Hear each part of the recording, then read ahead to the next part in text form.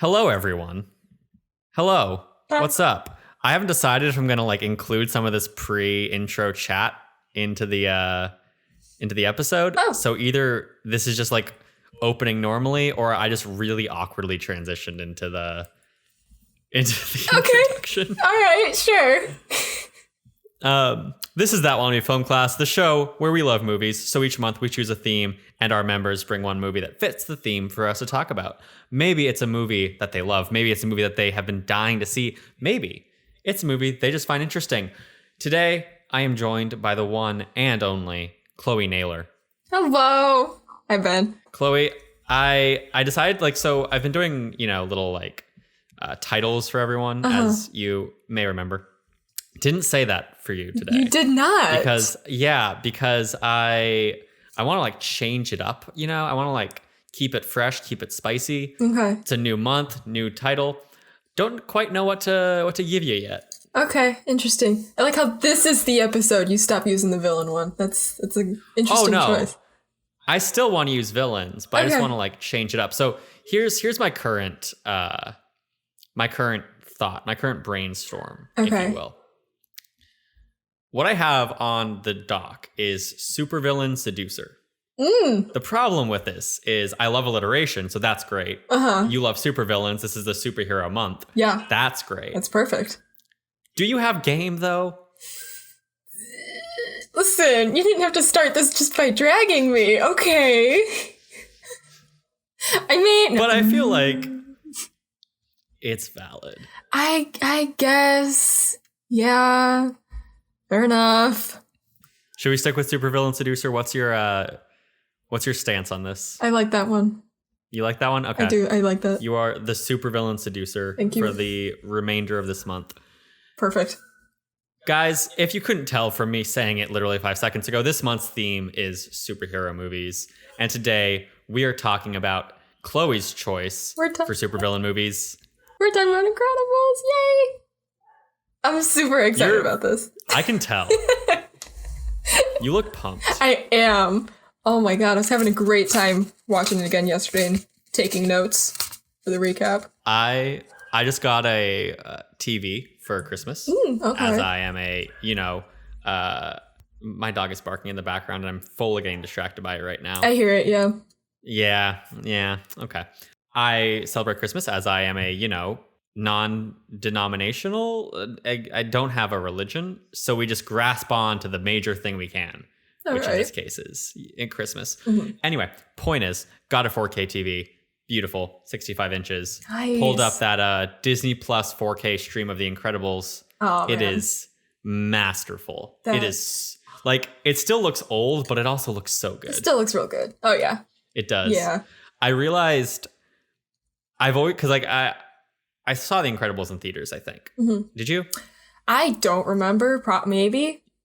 Yeah, it's the same thing for me where I don't remember. I just kind of assume that I did because it's a superhero movie made by Pixar when I was a kid. Right. That kind of hits a lot of those childhood boxes. Sounds about right that I would have seen it, but no memory. So when The Incredibles 2 came out, which exists, when Incredibles 2 came out, I saw, the weaving of the fabric that they wore. And I was like, oh, that's so cool. They've really upgraded the quality of this animation.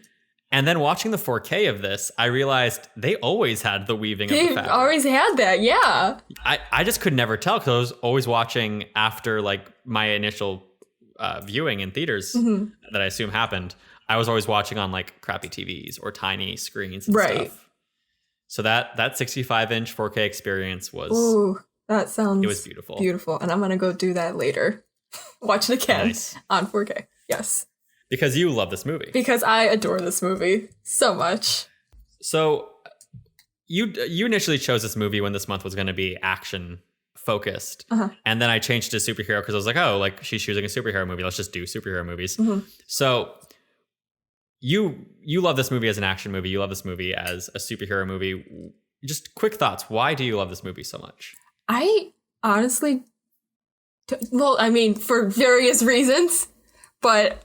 It's also good, objectively good. It's one of the few movies that other people actually like too, which is great.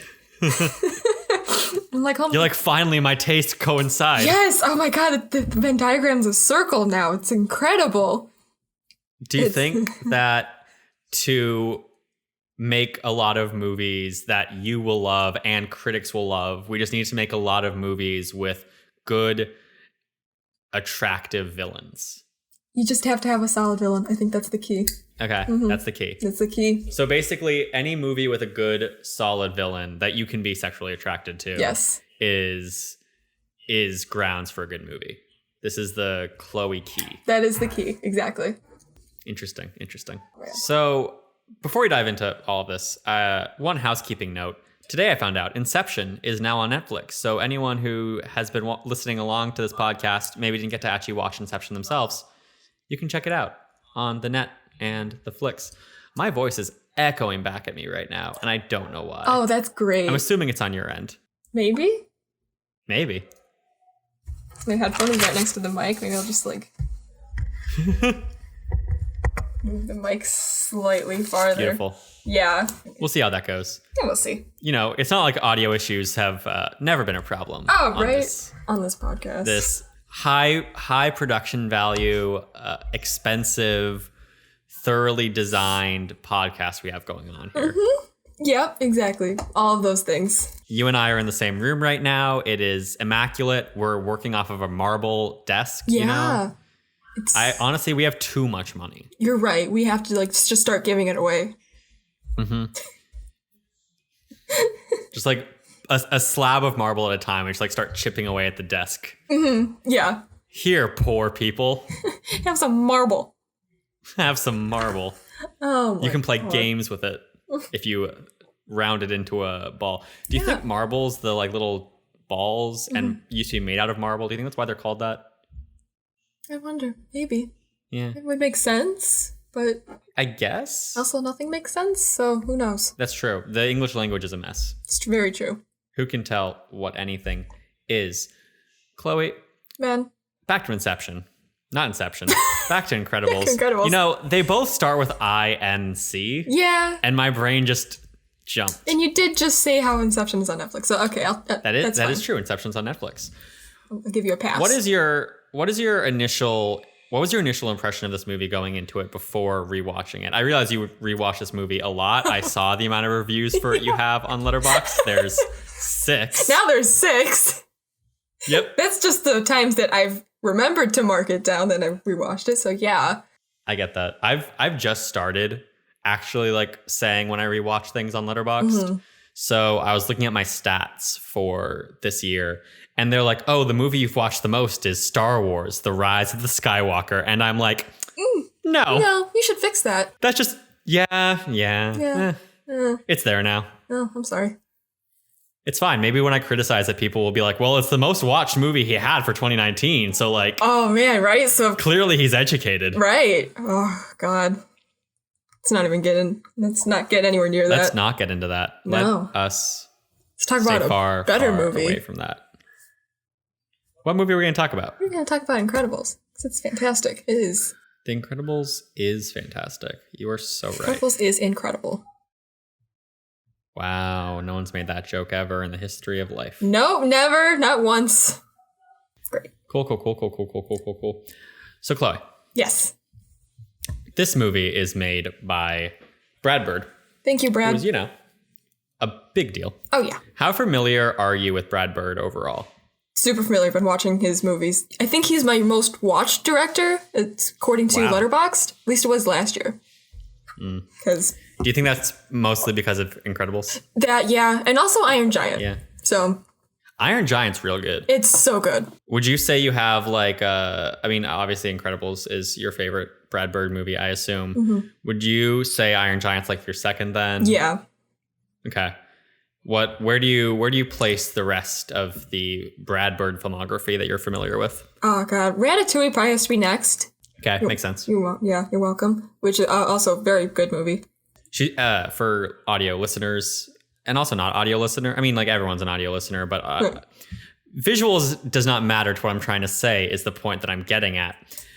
Ratatouille is my favorite Pixar movie, is why she was saying you're welcome. So Ratatouille, then what? Mission Impossible, Incredibles 2? Yeah. I haven't even seen Mission Impossible. No, I haven't seen. Oh, really? But I don't like Incredibles 2, so it's at the bottom. That is fair. Yeah. I like Mission Impossible 4 a lot. It's a really good one. You should check it out. Okay, maybe I will. Brad Bird is a great director. Wait, which one? It's the one when Tom Cruise is, what's the word I'm looking for? Free climbing the tallest building in the world in Dubai. Oh, God. I've seen one Mission Impossible movie, and I'm trying to remember if this is it, or maybe it's the one after it. Ghost Protocol? What's after Ghost Protocol? Fallout? Maybe I did see Ghost Protocol. I'm not a Mission Impossible fan. That's what I'm saying. I'm seeing that, yeah. I don't know. I feel like you'd like it. Probably. I like the one that I saw, which maybe was Ghost Protocol. The last 3 are really good. So that's Brad Bird's kicks off the age of Mission Impossible being insane and very good. Okay. And then the next 2 are Christopher McQuarrie, who writes and directs it. Mm-hmm. And he's kind of become like Tom Cruise's go-to director. Oh. He's also the guy doing Top Gun 2. And he's phenomenal. He makes very good movies. Gotcha. But we aren't here to talk about Christopher McQuarrie, although I could. We are here, of course, to talk about Brad Bird. Yeah, we are. Who is when I was making my notes for this episode and being like, what do I want to know about? What do I want to talk about? What are my thoughts? Mm-hmm. Brad Bird is so, I think, iconically linked to this movie that it's really hard for me to disassociate talking about Brad Bird from talking about The Incredibles. Right, because he's so... Think about Incredibles, you think about Brad Bird. Mm-hmm. How much, like, aside from having seen his movies, do you know much about Brad Bird? Him as a person? No. Okay. Do you know much about his, like, his start in Hollywood? I feel like I do because, watching the behind the scenes of this movie constantly gave me a little bit of it insight. Also, side note, Rogue Nation is the one Mission Impossible movie I saw. Right, Rogue Nation. That's what came afterwards. I always get it and Ghost Protocol mixed up in terms of name. Gotcha. Not in terms of like which one they are, but just the names I get confused by. That's fair. Anyways, back to Brad Bird. Yes. Great guy. Great guy. Intense guy from what I've heard. Okay. He seems very... So, okay, I'm going to go through a little bit of a Brad Bird history lesson because I know some things about him. Not everything, but some things. Brad Bird got an internship at Disney when he was in high school, which is unheard of. Right. But he was dead set he wanted to be an animator. He found the right people to talk to. He was insistent, and he was also just, crazy talented, which we can see from all of his work. Mm-hmm. Gets this internship at Disney. They all think like, oh, this is the guy. Like this is the person who's going to continue what all the greats of Disney have done. He's going to grow and be like the animation king of the Disney animation studios. Right. And the problem with this, so he does the internship, he leaves, he goes to college at Cal Arts, which is the iconic animation school that like everyone who works at Pixar or started Pixar at least went to, that Walt Disney himself founded.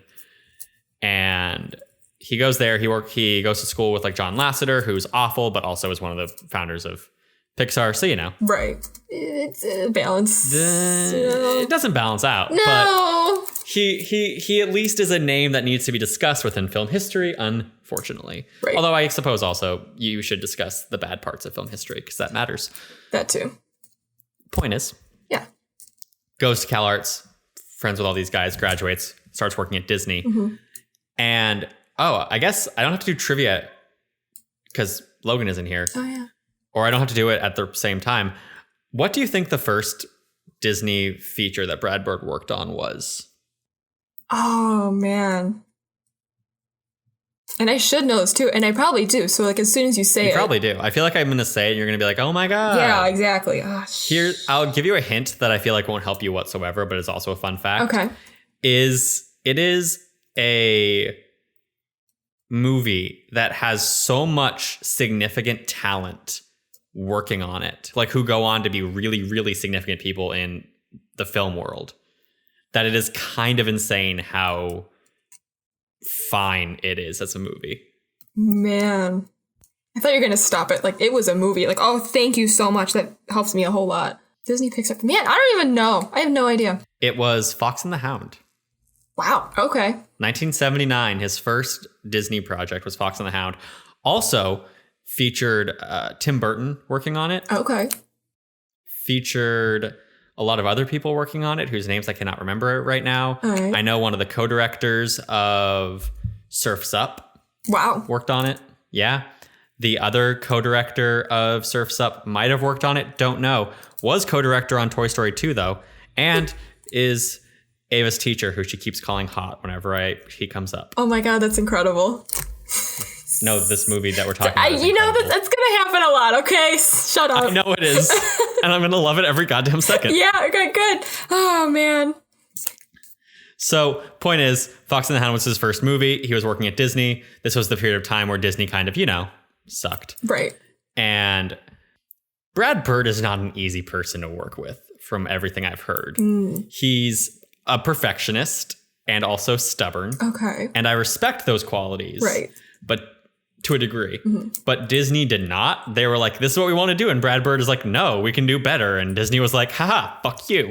All right. And Brad Bird, who was the golden child, ended up being fired from Disney pretty quickly. Wow. Yeah, so he loses his place as like the next Disney wonder child.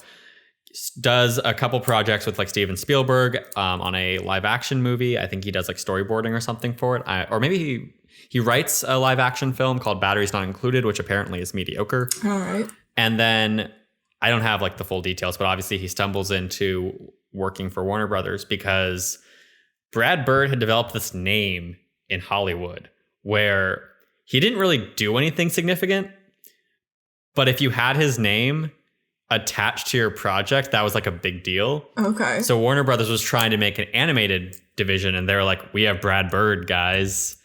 And then Warner Brothers made one animated movie. It flopped, and they were like, we don't want an animated division anymore. Okay. But they'd already hired him to make Iron Giant. And because of that, they're like, I mean, I guess just make it, but you have way less time to make it, way less money to make it. And your team is everyone who didn't get hired at other companies. So, not untalented, but not the most impressive hires you can get. They're all like fresh out of college, less appealing to. And Brad Bird came in and was insane and very intense. All right. And pushed them harder than most directors did, partly obviously because they had very little time, but also because he's a perfectionist.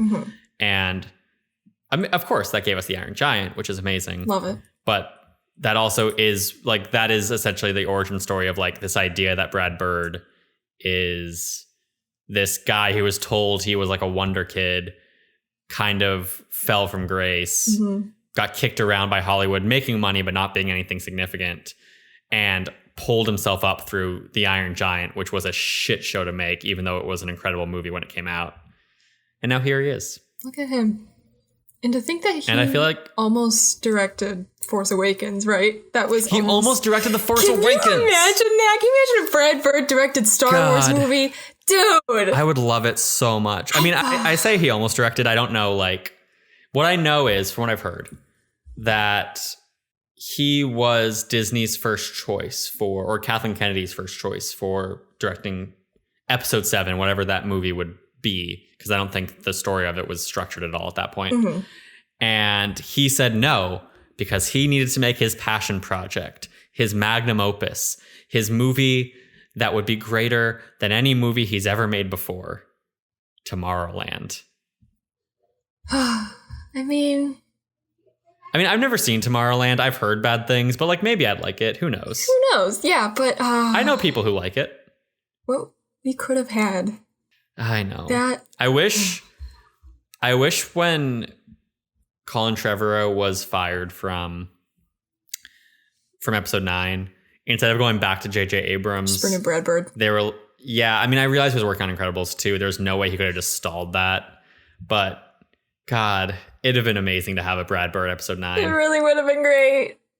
It would have been. Can't think about that. And like, he's so experienced with coming in and salvaging a project midway. I know. Like, Ratatouille should not exist. No, and yet it does, and it's as good as it is. And it is, exactly. They could have brought Brad Bird in for like the last 6 months of not the Force Awakens, of Rise of Skywalker, and I feel like we still would have gotten a better. Well, no, we wouldn't have. It still would have been garbage. But anyways, we're not here to talk about Star Wars. We're here to talk about The Incredibles. And after all of that setup of the legacy of Brad Bird, Chloe, are you ready to? Oh, actually, I need to go through. This is a mess of an episode. Oh yeah, it is. It's fine. This is the last day of the year. It might as well just be a shit show, just like the rest of the year was.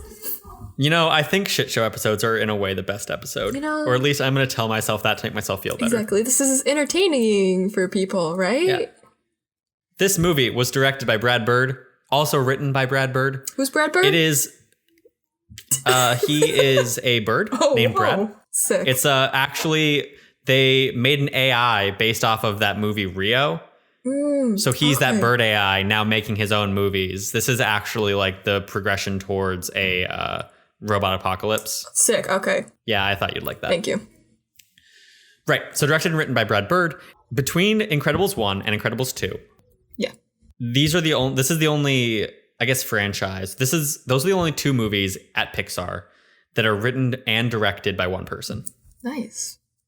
Yeah. Shout out Brad The Bird. rest, there's a couple movies that are directed by one person, but written by like 3 to 5 people. Okay. This is the only one where it is not only directed by a single person, but also written by a single person. Nice. Because he has a very it makes sense that he went to live action, because I think he has a very live action approach to not like what you can do, but a live action approach to like the auteur filmmaker. Right. Which is also, I think, why he's the most like recognizable name of Pixar directors. Yeah, that's fair. That's fair. Mm-hmm. Like, some people know who John Lasseter is, but that's also because he's like one of the founders of Pixar. Right. I know who Pete Docter and Andrew Stanton and Lee Unkrich are, but I'm also a giant nerd. Mm-hmm. So I feel like Brad Bird is the most universally recognized name. You're right. Yeah, he is. Yeah. The movie is also composed by Michael Giacchino. I probably pronounced his name wrong, but man, does he go hard with this. Oh, he absolutely does. Dude, this soundtrack slaps. This soundtrack is so good. It's so good that I was like, okay, we need to name the composer. Right. Michael Giacchino? Giacchino? I think. We're just totally butchering his name here. I'm so sorry. I feel like it's Giacchino? Giacchino? Kino? I don't know. I'm not an expert in words or names or sounds. He's an expert in sounds. Yeah, he is. He's also the composer of many Pixar films, the composer of, I believe, some of the Mission Impossible films, the composer of Super 8, which is he the composer of Super 8? Yes. Okay. Yes. Which is the only J.J. Abrams movie that isn't an established property. He's phenomenal. Yeah, he is. This might be the best movie he's ever composed. You're not wrong. I think you're absolutely correct. I mean, I have a special place in my heart for Ratatouille's music, but I also recognize that I'm biased towards Ratatouille, so. Right. This cast is not that stacked, which I kind of love. I know. Because I feel like so many animated movies, especially nowadays, are like, oh, what big names can we get for these movies? Right. Let's just like stuff it because we can. And Incredibles doesn't do that. Incredibles has Craig T. Nelson as Mr. Incredible, who's like a recognizable face, but not iconic. Mm-hmm. Its biggest star, I'd say, is Holly Hunter as Mrs. Incredible. It has Spencer Fox as Dash. I don't know what else he's done. The voice of Violet, I found out while researching this, isn't a voice actress or an actress at all. She's a radio actress? Or not even actress? I know. Yeah. She does This American Life. Love that for her. That's wild. I know. Sarah Val is her name. She plays Violet. Mm-hmm. Jason Lee is Syndrome, who's probably the most recognizable of the cast. Well, probably Samuel L. Jackson is that. Shit, you're right. Yeah. You're right. That's very true. Yeah. I forgot about Samuel L. Jackson for a second. That's all right. Samuel L. Jackson is Frozone. He's the most recognizable of the cast. Mm-hmm. You are fully correct. Jason Lee is Syndrome, as I already said. And of course, Edna Mode, portrayed by Brad Bird himself. Thank you, Brad. You did a fantastic job. I don't know how he does that with his voice. I don't either. It's incredible. I keep saying that word. Every time I hear Edna talk, though, I'm like, I understand that this is Brad Bird. But I can't But hear. how? Yeah. Dude. Like, usually when men try to voice a woman, it's not that I can tell that it is a man, but if I know the man's voice, I can hear, like, the traces of the actual voice in it. Mm-hmm. And man, I cannot. Nope, not at all. This movie was also preceded by the short film Bounden, which is one of Disney's okayer ones. It's all right. It's fine. Yeah. But it's created and voiced by Bud Luckey. And Bud Luckey is also the voice of Rick Dicker, the agent for the government. Yeah. Interesting. That's a fun fact. And now, after all that buildup, after a lot of talk about Brad Bird and his many, many things, Chloe. Yes. What happens in this movie? Oh, let me tell you, Ben. It's the late 40s, and this is a superhero movie that instead of starting out with a big, huge spectacle of a fight, it's a chill, low-key interview. Learn about these superheroes, like, identities, about them. And I never understood why Mr. Incredible always had such a difficult time putting on the mic until I had to try and do that myself. That is very difficult. Mm-hmm. I sympathize with him more now. Wow, have you done film stuff? Oh my god, have you heard of this thing called Kind of Funny? No. Good. Anyways. Oh my gosh. Favorite line is Elastigirl being like, saving the world to the men? I don't think so. Words to live by. I love that entire interview. It's really good. It's magical. I didn't realize this when I was a kid. I understood like, oh, this feels old timey. I don't quite understand why. Mm-hmm. And rewatching it now and we're like really paying attention to it, I realized they designed in the damage that happens to film strips. So it's like that kind of like mediocre film strip playing across it. And that is just, it's so brilliant. It's such an immediate testament to just Brad Bird's attention to detail. Brad Bird approaching this as like, no, we're making a movie. We're not telling a story with like cool animation. We are telling a cool story with everything that we have at our disposal. Mm-hmm. And animation is just the medium we're using for it. It's perfect. It's, oh God. It's fantastic. So good. So title card rolls and I like start laughing because it's the 5th time I watched this movie in like a month. And I'm just so glad I got everybody else on my current hyperfixation train. So this is great.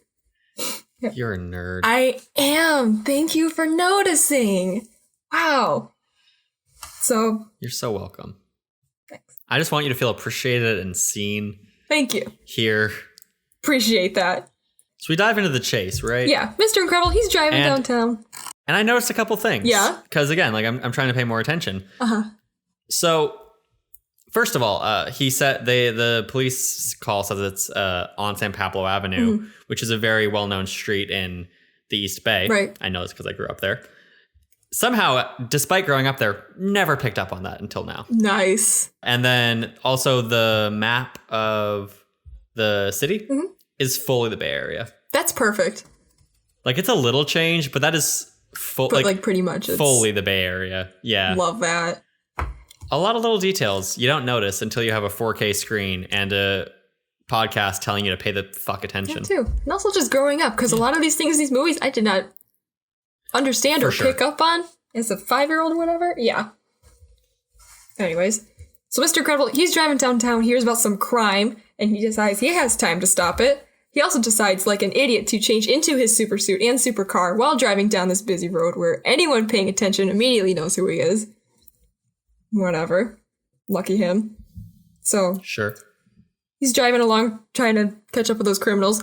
And then an old woman with psychic abilities knows he's approaching before he even turns the corner. So to ask it to help her with her cat out of a tree. So Mr. Incredible, not caring about the environment, rips the tree out of the ground, rattles the cat's brains until it falls, then uses the tree to give those nasty criminals some broken bones and head trauma. Honestly, they should be dead after stopping like that. But This is a kid's movie. There are moments where I'm like, oh yeah, suspension of disbelief. Like people are fine because it's a superhero movie. And there are other times where I'm like, that was these people aggressive. Should be dead. Yeah. Yeah. Oh my gosh. But it's time to stop the next crime. So Mr. Incredible hops back into his car and oh shit, a fan. No, a child. He's having none of that and yeets that kid out of the fucking car. This movie, I realized, because I haven't watched it in a while, and I now watch My Hero Academia.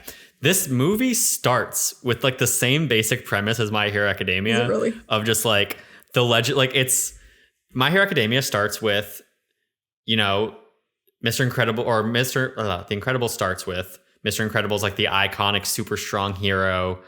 My Hero Academia starts with All Might is this iconic super strong hero.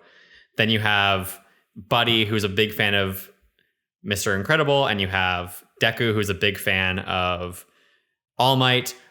Deku and Buddy have no actual superpowers, but they want to be heroes more than anything. The difference is Buddy is an egotistical narcissist who cannot let these things go, and Deku is this like hopeful, optimistic guy who convinces All Might to take him on under his wing, whereas Buddy is like, I'm gonna just ruin everything. And that's fine. So this movie, like, I realized this movie came out way before My Hero Academia, but these two stories are essentially like two different views of the same concept. One is like, what if a kid with no power who wants to be a hero is taken in by his biggest hero? And The Incredibles is, what if the hero doesn't do that? Interesting. Do I need to watch anime now? My Hero Academia is the best superhero story I've ever seen. Shit. Why? It's really, really good. Maybe I'll do that at some point. It's occasionally a little bit too anime. That's fine. There's one character who's super creepy, and every time he comes on screen, like they've started toning him back a lot now. But in the beginning, you see way too much of him, and you're like, this story is so complex and deep and interesting and well designed and beautiful. And then you throw in this pervy kid. Why? Oh no. Great. Well. Oh well, that's anime.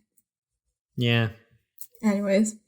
Mr. Incredible and Elastigirl both flirt heavily on a roof as they apprehend a robber. I think that scene is how I learned what flirting is. You know, that's fair. Didn't recognize that before as a kid, but now, oh yeah. Oh, I definitely did. I saw that scene and I was like, oh, this is sexual tension. Now that's what it is. Wow, incredible. God damn it. What I didn't realize, it's weird watching this movie when I'm older because, well, I did pick up on, that's sexual tension. What I didn't pick up on is how goddamn attractive Elastigirl is. Oh my God, I know, right? It's so weird watching this and being like, I'm really into her. Yeah, she's super pretty. Yeah. We'll get to the later one that really stuck out in my mind, but all right. There's some moments. Oh boy. Can't wait to get to that. Anyways, she's got plans, but he thinks he still has more time to stop crime. And then he stops a man from committing suicide, which I did not realize was happening as a kid. I just thought he ruined this dude's circus performance. Oh, I definitely understood. I was also older than you, though, I guess. Yeah, because I was baby. I was like, it came out in 2004. I guess I was 9, 10-ish? 9. I was probably 9. Yeah, so I was 5. Oh, God, I'm so old. No, you would have been... Right? No, maybe you were 5. I feel like you would have been 6. When this came out in June, so maybe I was 6 by then. We run into the worst kind of European, French dude. Yikes. And of course he has to answer for his crimes against humanity. English were the worst kind of European. Oh, no, French are worse. By far. Wow. Yeah. His only saving grace... His name is great. That's his only saving grace. His name is Bomb Voyage. Because he has it's bombs so good. And he's French and it's great. No, he has 2 saving graces. You're wrong. Okay, what's the other one? Bomb Voyage is one. The other one is when Incrediboy shows up and he's like, I'm Incrediboy. And he's like, Incrediboy? Yeah, that's fair. Okay, all right. Yeah, that's a second saving grace. And yeah, Incrediboy Buddy is back. And holy shit, he built rocket boots at age 10. Kid's super smart. And Mr. Incredible, being the kind of standing citizen and very obvious role model to this kid, tells him to fuck off in the nicest way possible. Not really, though, but you know. Mm-hmm, mm-hmm. So Buddy goes off to prove himself and get the police, but Bon Voyage attaches the bomb to his cape, like laughing to himself like it's funny. And Mr. Incredible has to let him go and go save Buddy. As a result, bomb blows up some train tracks. Mr. Incredible has to save these train now. And then, because of all this shit, Bon Voyage gets away, and dude nearly misses his own wedding and almost leaves Elastigirl at the altar, which is the ultimate sin. How dare you? It's true. How dare you? He has a lot of sins in this movie. Yeah, he does. Absolutely. And he's like, we're supers. What's the worst that could happen? You could get sued multiple times and use your ability to openly be a superhero. So we get a montage of exactly that. Thanks for ruining it for everyone else, Bob. Is it his fault? No, it's just the straw that broke the camel's back. Yeah. I think. Also, because I feel like, because there's two big lawsuits that ruin it for him. One is the saving the guy thing, which, like, objectively is technically his fault, but also, like, he did the right thing. Right. And the other one is the bomb, but, like, that's Buddy's fault. Yeah, like, just because he was trying to save a kid, like, does not mean it's not Buddy's fault. You know, Is his. Yeah, collateral damage, and then, you know, nobody was killed. Like he says, he is not affiliated with Mr. Incredible. Incrediboy is copyright infringement. If anyone should be sued, it's this 10-year-old kid? Yeah. Okay, alright, fine. Also, that's one of my favorite memes. I have so many favorite memes from this movie, I never get to use any of them. 15 years later, life sucks because Bob works at an insurance company and is severely depressed. I'm sorry, dude. Mm-hmm. We also meet his 3 kids. Jack, baby that does jack shit. Dash, little troublemaker kid that's super fast. And Violet, oldest, super shy, freaks out when her crush looks at her. Same. She can also turn invisible and make force fields. Which they do a really good job of introducing the powers in this. I know. Yeah. Because, like, Elastigirl and Bob, or Elastigirl and Mr. Incredible, obviously you learn what their powers are through the flashback scene. But introducing, like, Dash is hyperactive and mischievous and uses it to get away with things. And then introducing Violet. I think Violet is my favorite introduction of powers. Oh, yeah. Like, you can immediately tell when you see her, she's like, oh, she turns invisible.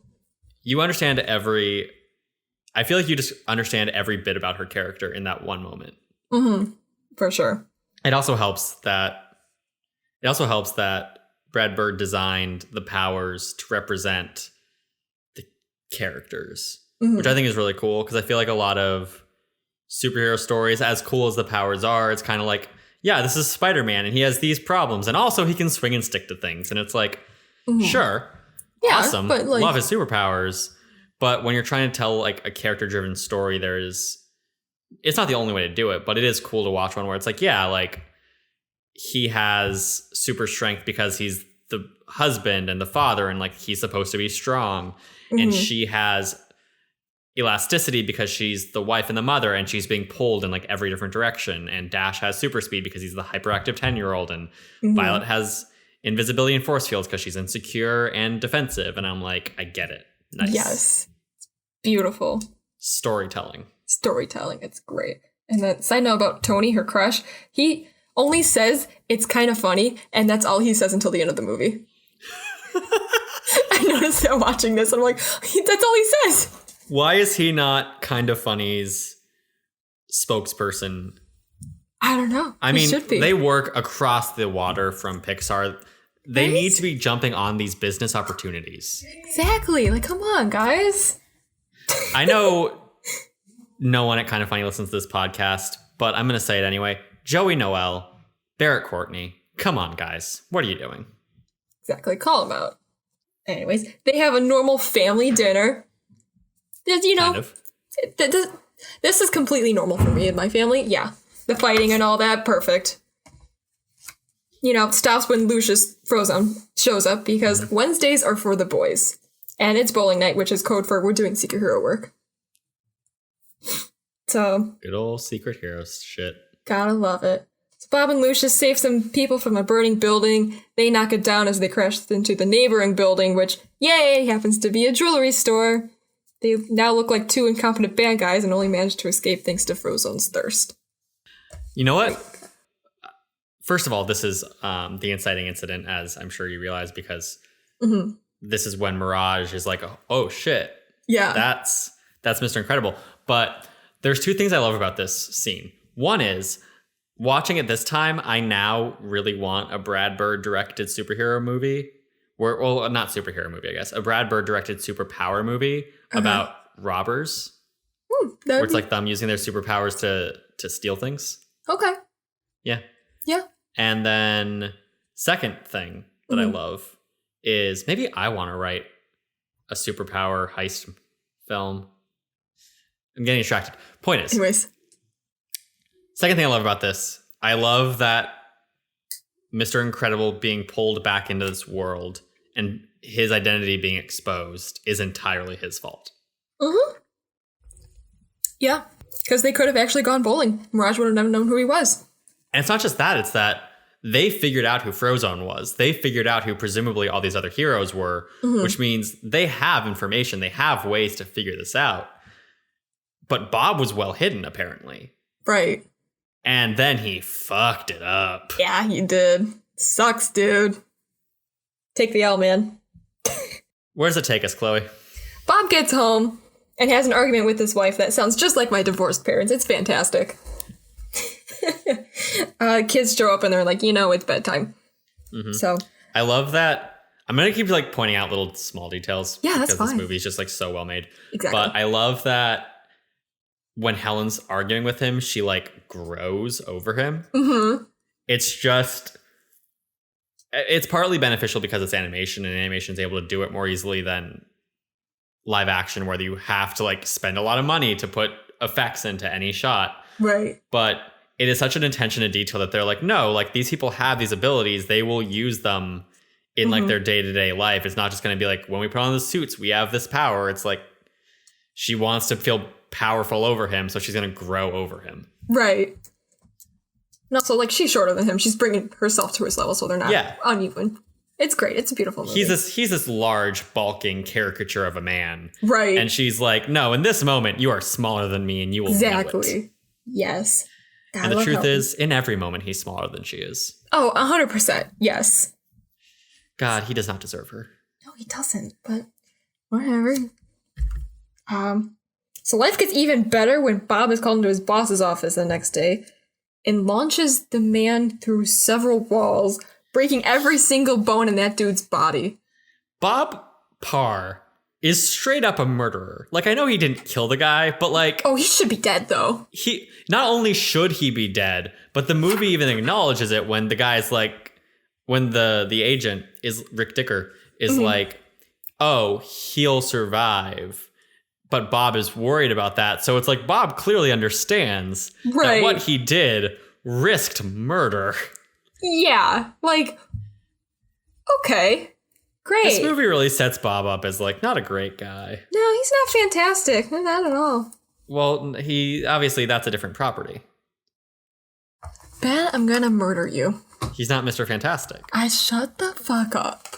He's not. He's incredible. Thank you. Might say, do you believe that Brad Bird didn't know who the Fantastic Four were when he made this movie?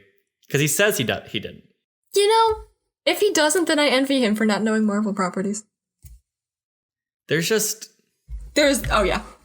so much, like, the powers are almost identical and the name is almost identical. And I recognize that if someone came up with the name Mr. Fantastic and that set of powers, then someone theoretically could come up with the exact same idea or something in the same vein as it.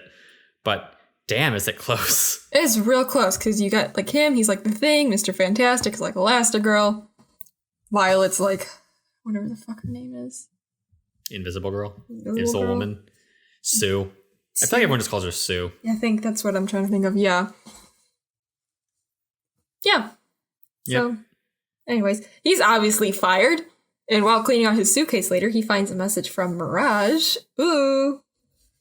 It's an opportunity to fight a big robot and get paid big monies. So that's sick. Of course, he accepts and then proceeds to lie to his wife and tell her that work is sending him on a conference. And with that, Act 1 comes to an end. Nice. Yep. It's perfect. Just shoving that film stuff in there. Thank Those little bits of like structure. Yeah. Pixar actually has a really interesting way of developing structure for its movies. Really? That I don't remember off the top of my head right now, and I probably should have looked up before this. But it is interesting. That is. There's the Pixar method. They teach it. Nice. So Bob takes the job. Takes the job. He fucks off to an island to go fight this thing. Beat it, but don't destroy it, says Mirage. And like, cool, all right. No biggie. Thing's a great chiropractor, right, by the way. 'Cause he like throws his back out throwing this shit. Puts his back together. Oh, awesome. If only Syndrome had learned from Tony Stark and instead of getting into the weapon business, got into the healthcare business. You're right. Tony could have been the biggest name. Well, Tony is the biggest name in energy, and Syndrome could have been the biggest name in spinal realignment. Wow. His calling was right there the whole time. I know. So he beats the big robot, making it stab itself and pull its own brains out. Awesome. Mm-hmm. That little tease of Bob getting invited to dinner, lucky bastard. But it's just him and Mirage. They talk about this mysterious host, and she says he's attracted to power and misunderstood. Like, oh, girl, you're a villain fucker too. All right, high five. You feel seen. I feel seen. Rewatching this later, I'm like, oh my god, yeah, okay, mood. You're like, maybe I just like identified with this character so heavily when I watched it that I became Mirage. Yeah, like maybe pretty much. maybe you identifying with her is what started your love for villains, not Syndrome himself. Possibly. I would hope so, because like Syndrome, yeah, him, yeah, I don't get it. yes, nobody does. Anyways, getting to that later. Bob goes home. Big money, big whammies, and whoever says money can't buy happiness is lying, because Bob just got the biggest paycheck of his life, led to him reconnecting with his kids, getting in shape, buying new cars, rekindling the spark with his wife. Life is fantastic for him right now. Despite getting a little flirty with Mirage there before that, though. I know, right? Like, okay. I mean, more on her end than on his, to be fair. Yeah, fair enough. I feel like that scene does a really good job, in my opinion, of establishing that like Bob is basically being unfaithful to his wife. It's not about him like physically cheating with someone. Mm-hmm. And I feel like that scene very much emphasizes that like he definitely doesn't care about an actual affair, which makes sense as this is a children's movie. Right. But it also still really hits home the idea of like he's being seduced into not her pants, but this world. Yeah, exactly. Fascinating stuff. So take us to the comedy. Super Super's ripped, so that means it's time to visit Edna. She has no right being as good as she is. You're absolutely correct. Iconic scene, iconic line of no capes, all that shit. Oh, she's great. Thank you, Brad Bird. Yeah. I love Incredibles 2 solely for the Edna scenes. That's not true. There's other good elements to that movie. Okay. And there's bad elements to that movie. But Edna is the crowning achievement of Incredibles 2. You're right. Whole little, like, if they made a little short film of her and Jack, whew. I think they did, though. If they made more short films of her and Jack. All right. Whew. All right. Just like on a monthly basis, Disney Plus is like, our only content is this new episode of the Edna and Jack show. I'd be like, I guess you're taking my money again, Disney Plus. You know? Yeah, that's fair. I'll take that. She designs Bob a new suit and fixes the old one. How kind of her. Back at home, Helen stumbles upon a blonde hair on Bob's suit, and of course only hears the tail end of the phone call of Mirage calling Bob in for another assignment. So she thinks he's cheating and he's a dumb man oblivious to her concerns. Thanks, Bob. Yep. He leaves, arrives back on, we learn the island's name, Nomadison Island. So good. So great. And he's eating shrimp cocktails and drinking mimosas, which is like the fucking disgusting combination. Ew, dude. Yeah.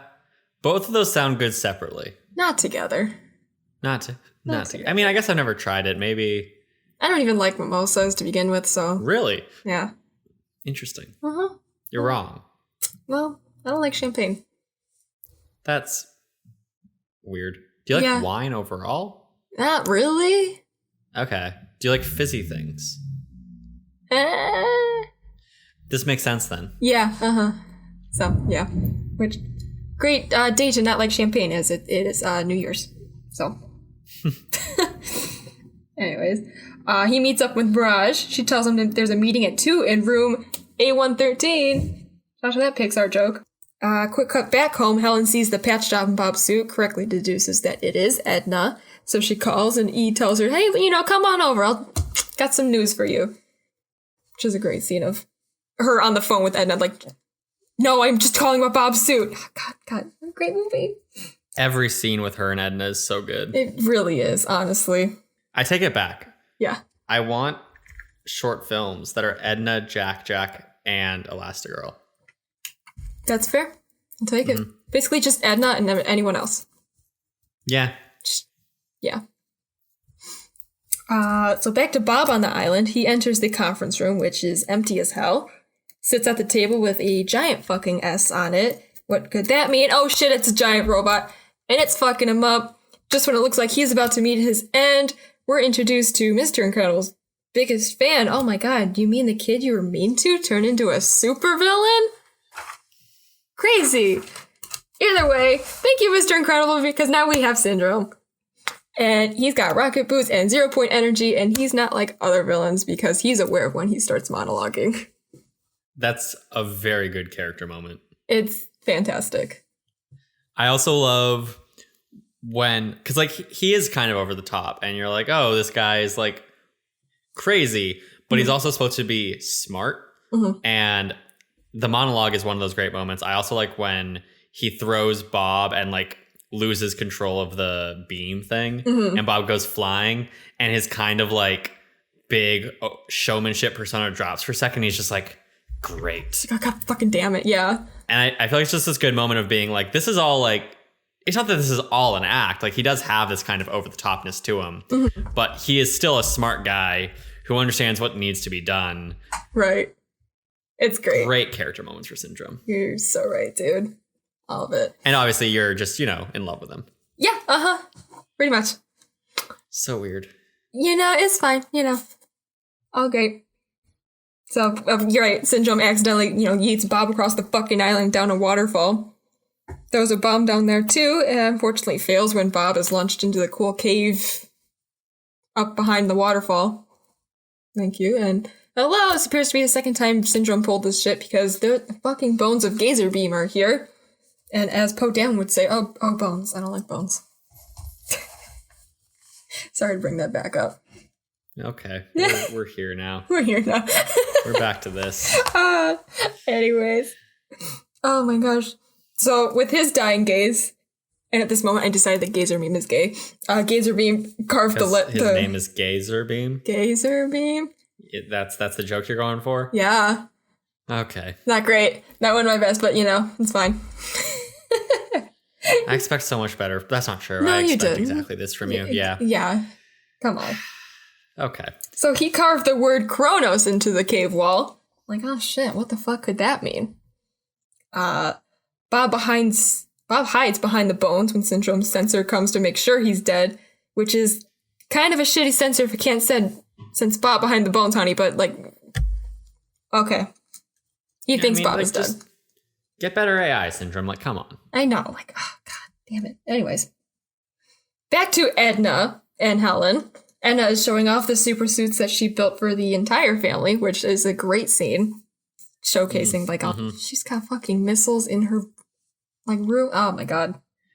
Jack doesn't have any powers. Oh. Well, he'll still look fabulous. It's so good. Oh, man. So she calls out Helen and asks if she, knows, capital K, where Bob is, and Helen's like, oh, shit, maybe I don't. Cut to Bob infiltrating Syndrome's lair, which is a great thing when he gets into the computer room and he's finding out all the supers he knew were dead. She's finding out that he lost his job and he's been lying to her.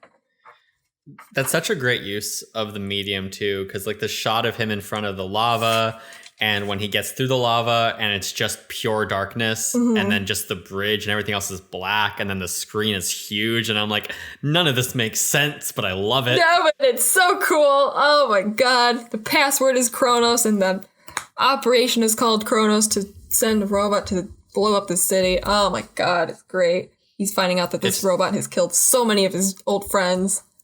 If Inception was a Star Wars movie, do you think the story of how Gazer Beam found out the code name was Kronos would be one of the spin-offs they make?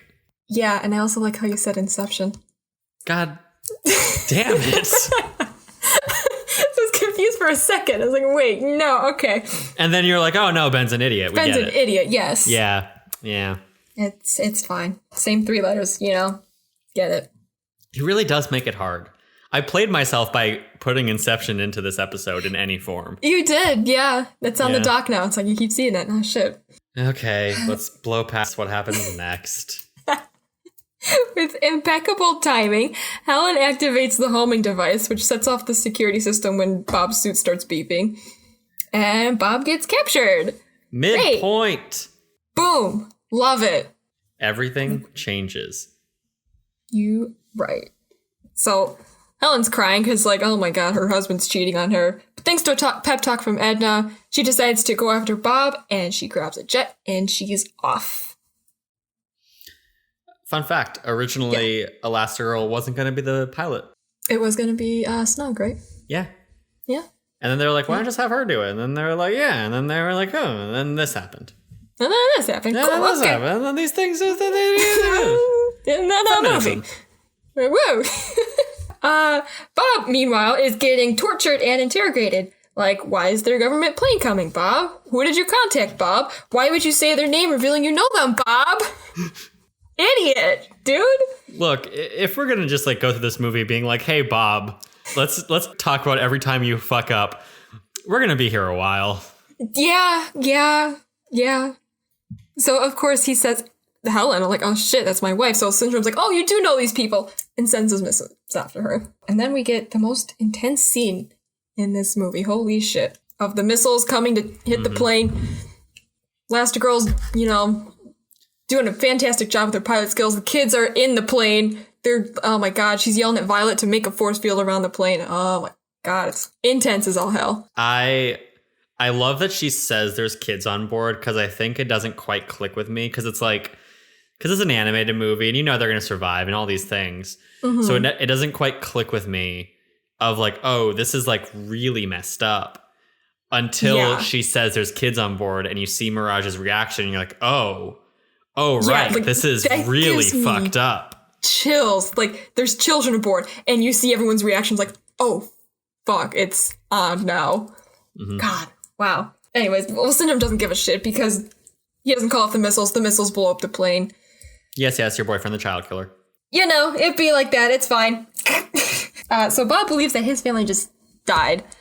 They didn't, though. Helen, gets the kids out, becomes a parachute. And also, there's a part where she, brings them underwater to miss, a huge piece of the wreckage. And, she looks, and the thing, blinks, and it looks like another giant S, but I don't know. It does look like that, right?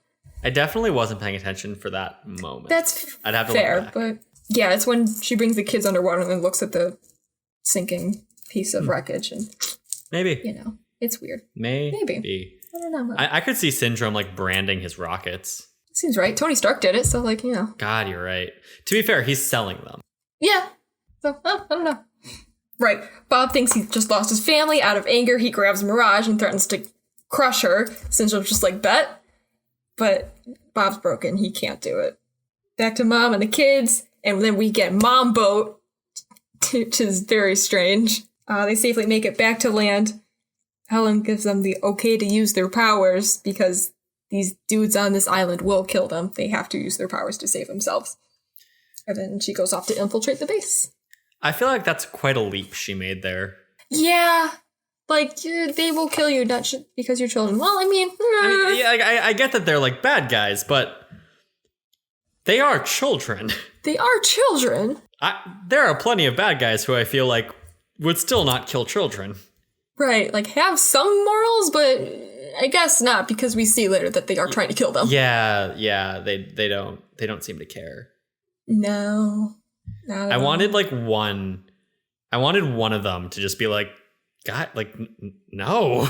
Yo, this is kind of fucked up. Like, look, I'm all for world domination, but I'm not going to murder some kids. No. Like, they're not doing anything. They're just kind of here. Right. They just kind of accidentally happened to stumble upon the bird, that security surveillance bird, but oh well. So, what they do. They do stumble upon the security surveillance bird.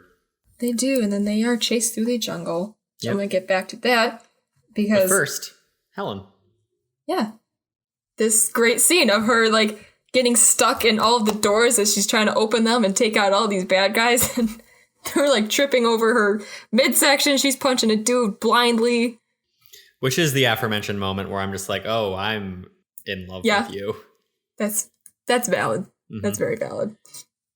You know that meme where it's like, being a child is not being attracted. This is what I'm building to. Being a child is like identifying with SpongeBob, and being an adult is identifying with Squidward.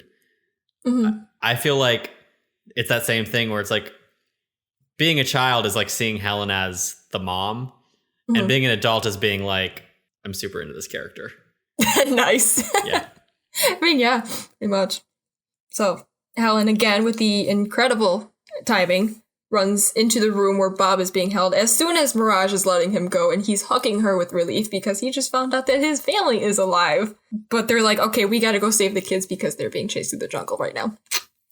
Yeah, your kids are fucked. Your kids are fucked. You should probably go help them right now. Like, okay. Because we get a great part of Dash running through the jungle. He learns he can run on water. And he also kills like 6 men in the span of 5 minutes at like 10 years old, dude. To be fair, most of them kind of die in the process of chasing him. Right. Not like, it's like the Batman thing, you know? I don't gotta kill you. I'm not gonna kill you, but I don't have to save you. Right. I was also keeping the tally marks. Like, how many people died because of Dash? It was 6 in that one chase scene. It's 6. Yeah, there's the 2 that collide into each other when he falls underwater. That's super cool. Mm-hmm. Again, it's great use of like understanding the powers and their limitations and how to use them. Right, like of course, you're not thinking that he's running on water until he stops and falls through the water. Good shit. He takes care of that, and then he meets back up to save Violet. She saves him with a force field, and then they kill 2 more people when their Beyblades bounce off of the force field. Like, okay, so that's 8 now. Great. They're Beyblades. Yeah. What else are they? I don't know. I always think of them as like mini UFOs. They're Beyblades now. Also, okay, so when I would watch this as a kid, I always thought of them as like UFOs with blades on the outside. Mm-hmm. And I know it is a blade because it cuts through a tree once. Right. But this was the first time I watched this and I was like, oh, is it like the propeller? Oh my God, is it the propeller? I think it is the propeller. I thought the same thing. It's like the razor. Ah. Yeah. Because for a long time, they were flying through the tree, like through the forest, and they were dodging trees. And I was like, well, why would you be doing this if it was designed to cut? Right. And that's the moment where I was like, I think this is their propulsion system, and we're just idiots. Oh my God, we are idiots. I mean, how else are they moving? It makes sense. Okay. Yeah. Wow, we're fucking dumb as hell. It also solved the how are these things moving question I had like 5 minutes before my brain went, wait a minute. They're oh my God, we're stupid. I was 10 years old when I found out they're propellers. Oh my God. Well, they're sharp too because they do cut through trees. They do cut through the tree. And once they get pretty close, you don't want to get hit by that. So I feel like that also would apply to any propeller, though. That's true too. Also, the noises of them sound very sharp. They sound like razor. Yeah, but also that the ship, I'm going to call it a ship. The ship that cuts through a tree also goes crazy after it. Like it cuts through the tree and then kind of topples and crashes. True. Which is just adding to my propeller theory.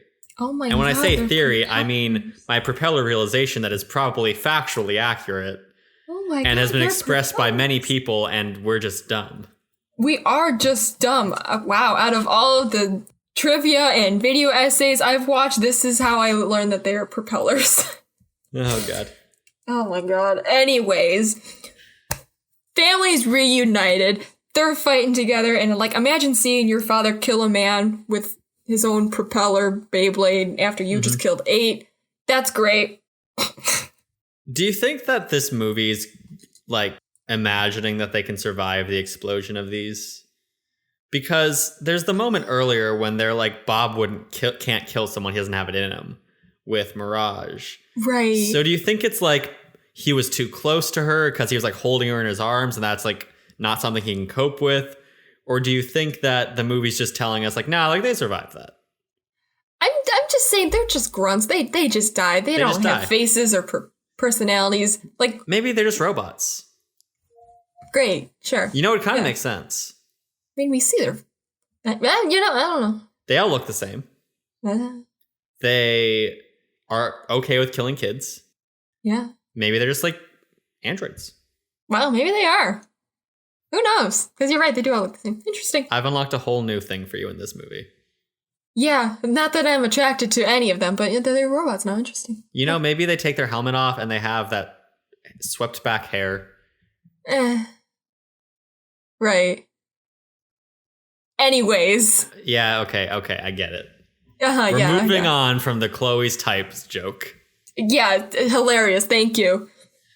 I'm a comedy genius. But continuing on with the Chloe's type joke, Syndrome shows up to stop the fighting. Yeah. He's delighted to find out that Mr. Incredible married Elastigirl and got busy. Because they have kids and they all have matching uniforms. It's great. Family's captured. He gloats, tells him about his plan to stop the robot, be a super, then sell his inventions so everyone can be super, which sounds like a pretty sweet deal to me, but so that's, I guess not. First of all, that's the end of Act 2, when they get caught. But that brings me to a question that I was going to ask later, but I'm just going to ask it now. Do you think Syndrome is, like, wrong? Like, no. I know he does things that are evil, quote unquote. Right. But like the general concept, like, okay, Black Panther. In Black Panther, they have Killmonger where they're like, oh yeah, Killmonger's methods are fucked up, but his ideology, his fundamental beliefs aren't a problem. Like those are things that you should learn from. Do you think that Syndrome's kind of right in this movie? Yes. And not just because I like him, he is actually like right. Yeah. Like there's selfishness to it, obviously, because like he's going to kill people and he's going to pretend to be this grand superhero and everything. But the fundamental idea of give everyone the chance to be super doesn't seem like a problem. Right. His way of getting there, but that sounds pretty okay to me.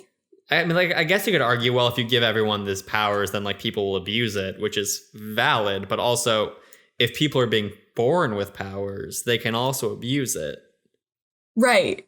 So he's just providing maybe a way to fight the people with the powers, or the people with the powers can fight the people with the inventions, you know? It's we'll talk about it more when we're done with the recap, but I have a lot of thoughts about this movie's messages. Yeah. Oh my God. So Syndrome goes to go enact his plan. Unfortunately for me, he's an idiot and accidentally takes himself out of the fight after saving a baby that the woman seemed to be actively trying to abandon. It's fine. He did his job and he took him to go take a nap. So he's out. Parr family escapes with some assistance from Mirage and they take a fucking rocket home. While they're driving, the parents argue about how to get there, and it's funny because it sounds like my divorced parents. Great. And it's time to fight the robot with Frozone, which I completely skipped over before, the Frozone scene. It's an iconic scene, honey, where's my super suit? We all know it. So great. My note for that scene was, greater good is the best thing ever put to film. Oh my God, yes. I'm the greatest good you were ever going to get. God. Oh, God. So great. They could have just introduced Frozone with that scene. And I've been like, I don't understand who this person is. I don't know why you're introducing him now. This is very weird, but I'm okay with it because this scene sells me. Exactly. It's perfect. I'm so glad they have it in this movie. So, fight the robot with Frozone. It's a lot of playing catch with Syndrome's remote, which controls the robot.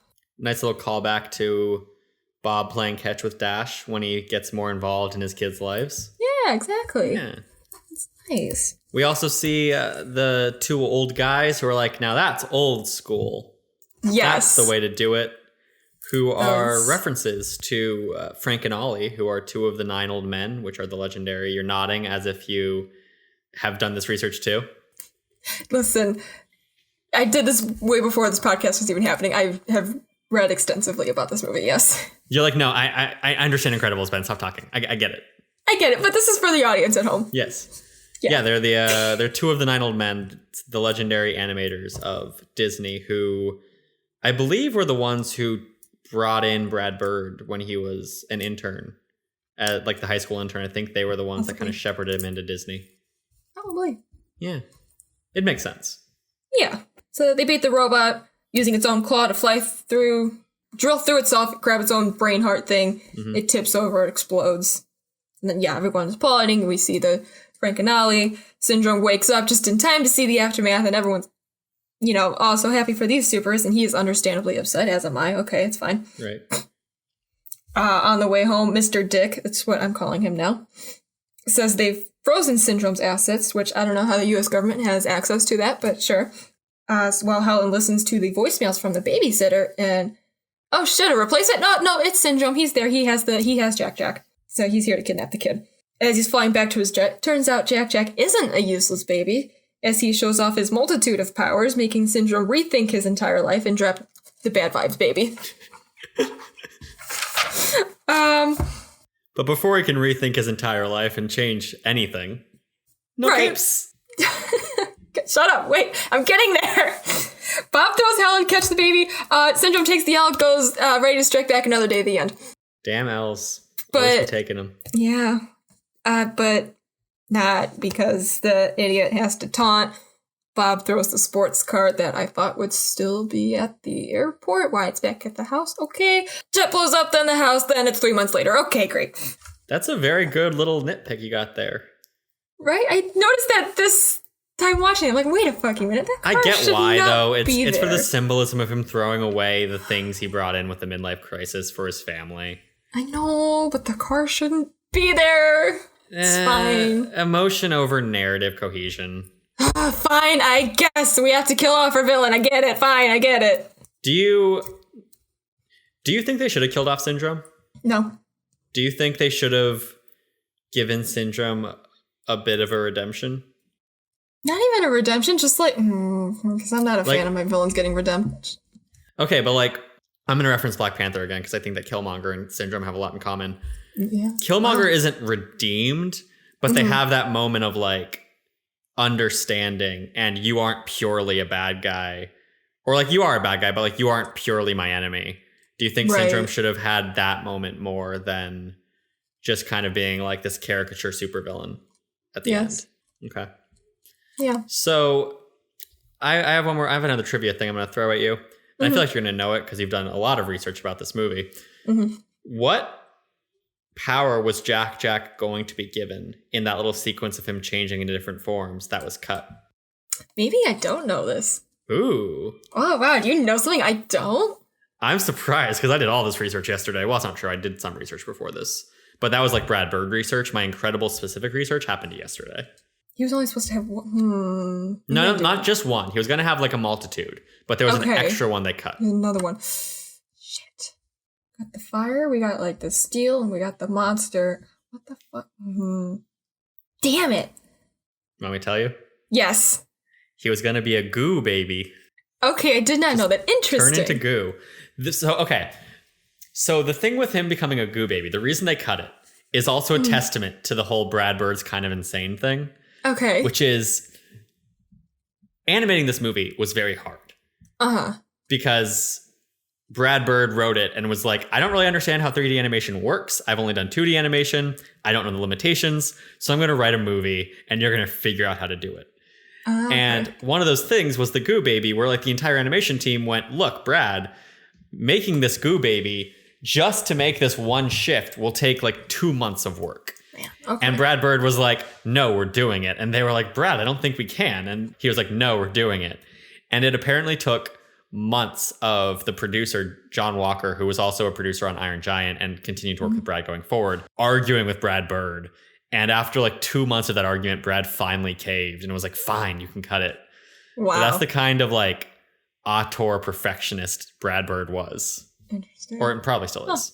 I like how they took 2 months to argue while the 2 months could have just been making the Goo Baby, but you know. Yeah, but... I get it, yeah. But like the actual animators who were doing the work were doing something else during that 2 months of arguing. That's fair. Yeah. You're right. I'm not going to complain. The movie ends. Michael Giacchino goes hard with those credits. Oh, yeah, absolutely. Well, yeah, before that we get like Dash's track meet, you know. Right. I'm sorry, you're right. Yeah. Violet has a date with her crush because that dumb boy finally learns how to talk to her. Dash gets second place. They go outside and, oh god, it's a mole man who's the next villain. He's way less charismatic. Cool.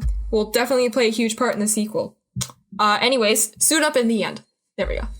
Yep. Now we get Michael Giacchino's great music. The Undertaker. Yeah. I liked his sequence in the second movie. Yeah, it was fine. It was one of the I liked seeing the family working together. I feel like that was one of the stronger moments in the movie. Like, Jack's not in a stroller at the end of this movie, but he's in a stroller at the beginning of Incredibles 2. Well, you know, would anyone remember that when they go into Incredibles 2? I remember that as soon as I went into Incredibles 2. That's because you're a psychopath who apparently knows this movie backwards and forwards. True, yes, I do. And yeah. Uh-huh. So, obviously you love this movie a lot. I do. You really do. Mm-hmm. We were talking about this a second ago. I want to get back to it. So we kind of agree that Syndrome isn't entirely wrong. Yeah. And I love this movie. I think this movie's fantastic. I have one problem with it. Okay. And it's that I think its themes are not handled well. Okay. Because here's the thing. I think Brad Bird went into this movie, and I think this is probably the most personal movie. Well, I mean, Iron Giant is about the murder of his sister, so like that's pretty personal too. Yeah. But I feel like this is the most personal movie in terms of like him putting himself into it and not him dealing with something that matters to him. And so Brad Bird has said in interviews that, you know, this was him trying to figure out, like him trying to deal with the idea of, can you achieve everything you want to achieve and have a family life, because he was struggling with those concepts. And that theme in this movie, I think, is phenomenal. I think it's perfect. I think it's executed masterfully. It's all great. Oh, yeah. But then Brad Bird gets into like superhero stuff and themes of like what a superhero should be and what is like, and themes of you've watched a lot of video essays. Have you watched any of the video essays on objectivism? On what? Objectivism. Ayn Rand and Nietzsche and stuff like that. Maybe. Okay. There's dialogue that has happened that Brad Bird has addressed about Incredibles that is kind of saying Incredibles has this idea that some people are just better than others and they should not be forced to meet the criteria of the lesser. They are, to quote Edna Mode, like, she designed for gods. Mm-hmm. And Brad Bird has come out and said, like, no, it's not really what I'm intending with these movies. Like, that's not what I'm trying to talk to. And I trust that he's not specifically trying to go for that. But I do think that Brad Bird, and this is part of the reason I wanted to talk so much about Brad Bird's origin, I think he has a chip on his shoulder from being like this guy who was told as a kid that he's like he's the guy. And then he got canned. He got like crushed essentially by the machine of Disney, got kicked around, and then had to claw his way back up. And I think a lot of the stuff that Bob feels is what Brad feels. And because of that, I think a lot of the themes about Bob and what he wants are so personal to Bird without him realizing that he's doing it, that I think that they aren't really completed themes, if that makes sense. Because I feel like a lot of the flaws in how Brad Bird sees the world, which is natural, we all have flaws in how we see the world, right, got woven into the movie without him realizing it. So he didn't realize he needed to necessarily like close it. Okay. Yeah, I can see that. He didn't exactly address that. So that's kind of my issue with like Syndrome and everything, because Syndrome has the idea of like, well, if everyone's super, no one will be. And again, going back to Black Panther has similar themes where it's like the villain has an idea that isn't necessarily a bad one, and it makes sure to address that. But this movie doesn't. This movie kind of just goes like, and he was villainous and he's gone. Right. Even though that line like directly is like mirror to what Dash said earlier, like, because he wants to go out for sports and Helen won't let him. She's, you know, she's like, everyone's special. He's like, everyone's special. No one will be. Mm-hmm. So I think there's problematic themes in this movie that aren't Brad Bird's intention. But I think just because, and I don't think that they can't be wrapped up in an effective way. I just think this movie, by not wrapping them up, kind of like leaves certain things where I'm like, I'm not sure how I feel about this. Okay. I get it. Yeah. That's my biggest issue. Okay. That's fair. I can see that. So I do think there is an element of like Brad Bird's not elitism to it, but Brad Bird's sense of like, I'm great at this and everyone told me I was great at this and then I was crushed and I'm kind of pissed about that. Mm-hmm. And I think that idea of like crushing the talent out of someone is in the movie without being fully addressed by the movie. And I just think it needed more development or needed to be cut out. Yeah, that's fair. Yeah. Use a little bit more of that. That's my only complaint. The rest of this movie is so good. Oh, yeah. So good. So obviously, like that's like the movie specific questions. Is Syndrome wrong? Some people compare this movie to Watchmen. Are you familiar with Watchmen at all? Somewhat, but like I've never seen the movie all the way through. I haven't watched the new show. I haven't read the comic. You haven't read the comic. Then I'm not going to dive into this. I will just give my impression that I think that they are incredibly wrong. Okay. I see the things that they're comparing to Watchmen, but I think that this movie's message and Watchmen's message are like polar opposites. Okay. Because this movie, like I was saying, this movie does kind of have the idea of like, let supers be supers. And Watchmen's message is kind of like, superheroes are stupid. Okay. And accepting them as these like savior figures is problematic. Yeah, no, totally different. Yeah. Very. Anyway, moving on. Yeah. Who is your favorite character? And I know that normally I say favorite non-protagonist character, but I'm changing it this time. Whoa. Favorite character that isn't Syndrome. God damn it. Okay, fine. Violet. Okay, interesting. Mm-hmm. Because growing up, I always identified with her. She's shy, she's quiet, insecure. That whole time. Are you shy, quiet, and insecure? Listen, you didn't know me like 10 years ago. Growing up with this movie, that I was exactly her. Like, this family is like exactly my family. Like, well, before my youngest brother was born and before my parents split up, this was like our family dynamic. This is exactly like, that's kind of why I love this movie, because like, oh, this was my family. Nice. Yeah. So it's got sentimental values, but yeah, Violet is like, oh, that's me. That was me when I was like 13, like her age. That was, yeah. Makes sense. Mm-hmm. I think for me, I know I keep talking about Edna. I'm not going to choose Edna, even though she is fantastic. Mm-hmm. Elastigirl is definitely my favorite character, just because I feel like as funny as Edna is, Elastigirl has a lot more depth to her.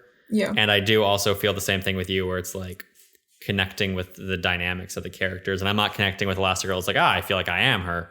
But I'm connecting with it in terms of like, I really like the dynamic between her and Bob and the tension that they have and the problems that they go through. And Bob kind of sucks, so I'm not going to choose him. Fair. Okay. Yeah, I noticed that in the doc. You're like, you can pick Bob. I'm like, okay, what's the catch here? And now the catch is just partly because I think the movie's such an ensemble movie, and also because I think that choosing Bob is an interesting choice. Mm-hmm. That if someone did that, I'd want to hear why. Right. Whereas in most movies, it's like, oh, who's your favorite character? Like Miles Morales? Haha, that makes sense. Of course, it's going to be like the main character. Or, you know, in my case, you already knew it was the villain, so you had to switch it up. Fair. Exactly. Gotcha. So, Chloe. Yes. This movie, you love it. You love everything about it. You know it backwards and forwards, but what are the 3 scenes, more than any other, that you consider your favorite? Every Syndrome scene. That makes sense. But I picked 3 real scenes. One of them is the plane scene. So the missiles are going after Helen and the kids. And just like the pilot lingo that like Holly Hunter like actually like learned. It's intimidating. when she says there's children aboard and everyone's just like, oh my fucking God, this is suddenly very real and very messed up. And one of the things she says is, this is my trivia fact for you. Ooh. She says India Gulf Niner Niner, which is IG-99, which is a reference for Iron Giant, which came out in 1999. That's adorable. Yeah. I love that. It's great. Oh, yeah. I think it's actually like whatever pilot alphabet or whatever is actually Iron Giant, so it's great. Love it. So that's one. Second one, it is an actual Syndrome scene. It's when we first meet him, and it's like, oh, you caught me monologuing that part. Good shit. It's great. Charismatic and all that. Fantastic. Oh, yeah. Why do you think I like him? It's exactly that, yeah. And then third one is the music that plays during the scene is Chronos Unveiled, which is such an awesome title. It's when Bob hacks into the computer and he finds out all of his friends are dead. He's finding out the plan. It's super intense. Oh, so great. I'm glad that we have almost entirely different lists. Oh, nice. The only one not to say that I don't agree with the other options, I understand them, but the only one that is also on mine is the hacking scene. Yeah. Specifically because visually it's phenomenal. I think this movie's visuals work best when it's using a lot of blacks. Because the animation isn't super great, so the brighter it is, the more you can kind of be like, okay, this is definitely from 2004. Right. But that scene is phenomenal. Its use of silhouette is phenomenal. The giant screen is phenomenal. And just that interplay between Bob and Helen becoming more and more concerned about what's going on with her husband is great. So good. Love that. I also love the scene of... Oh my God, I'm spacing right now. I had it 5 seconds ago. I swear I knew this. Oh, obviously. Duh. Honey, where is my super suit? Oh, yeah, of course. Yeah. Fantastic. Iconic scene, yeah. Great little standalone. And we already talked about it. And my other favorite scene is kind of not a scene. Okay. I love the interviews at the beginning. Oh, that's really good. Yeah. I think they set the tone phenomenally. I think that nothing else makes me feel nostalgic for Incredibles more than seeing a clip from that play. Like when I was watching the video essays before watching the actual movie, some of them used that clip. And the second I started hearing them, just seeing them sitting there talking, the way they talk, the kind of comfortableness you immediately feel with them, it's so good. It's really good. It's just immediate nostalgia. I'm like, okay, I can this is comforting. Yes, exactly that. Those are my three. We moved through that much faster than usual. Yeah, we did. I'm proud of us. Usually I sit here thinking for 20 minutes about what they are though, but that's fine. Even if you did have a similar one, I would have easily just picked another one. Sure. So, Chloe? Yes. Obviously, this month, as we said, is about superhero movies. So my question for you is, how do you feel about this in the overall landscape of the superhero genre? Is it your favorite? Superhero. Is it one of your favorites? Do you feel like it does things that other superhero movies should learn from? Absolutely. Well, you compare this to the ever-growing list of Marvel movies, and this is far and away one of the best superhero movies you can get. Sure. I think, because something about characters, and you focus on that and story rather than effects and visuals and tying it together and setting up the next movie and all of that. It's a nice self-contained movie. And I think between looking at this and looking at Spider-Verse, which we talked about last week, I think it's just such a testament to the idea that animation is a great medium for superheroes. It is. It's perfect for that. You can show off all these different powers, show off your animation skills or whatever. This movie came out in 2004, so that was a year before Fantastic Four, and just compare what they were able to do and how they were able to make Elastigirl look when using her powers, and then compare that to Mr. Fantastic using his powers in the Fantastic Four movie, and it's some of these things they don't translate well to CGI. No, because then you what the real world works and what it looks like, and you see somebody stretch like that and that's not right. That looks weird. So the suspension of disbelief is just slightly not there. I mean, animation is completely different, but And even now when CGI looks, monstrously better, it's still like it's weird, I guess. Yeah, and like we were saying, every second that you want to use a power requires CGI. So in animation, if you want Helen to stretch over Bob, it's really no more difficult than having her stand there normally in the scene, aside from them like having to make sure the proportions look right. It's for what they want. Whereas in CGI, if you have a fight between two characters and you want to add powers, that suddenly becomes an entire like CGI production pipeline you could have avoided. So it just incentivizes you to cut out powers where you don't need them. Right. So that kind of sucks. It does. God, it's a shame. Yeah.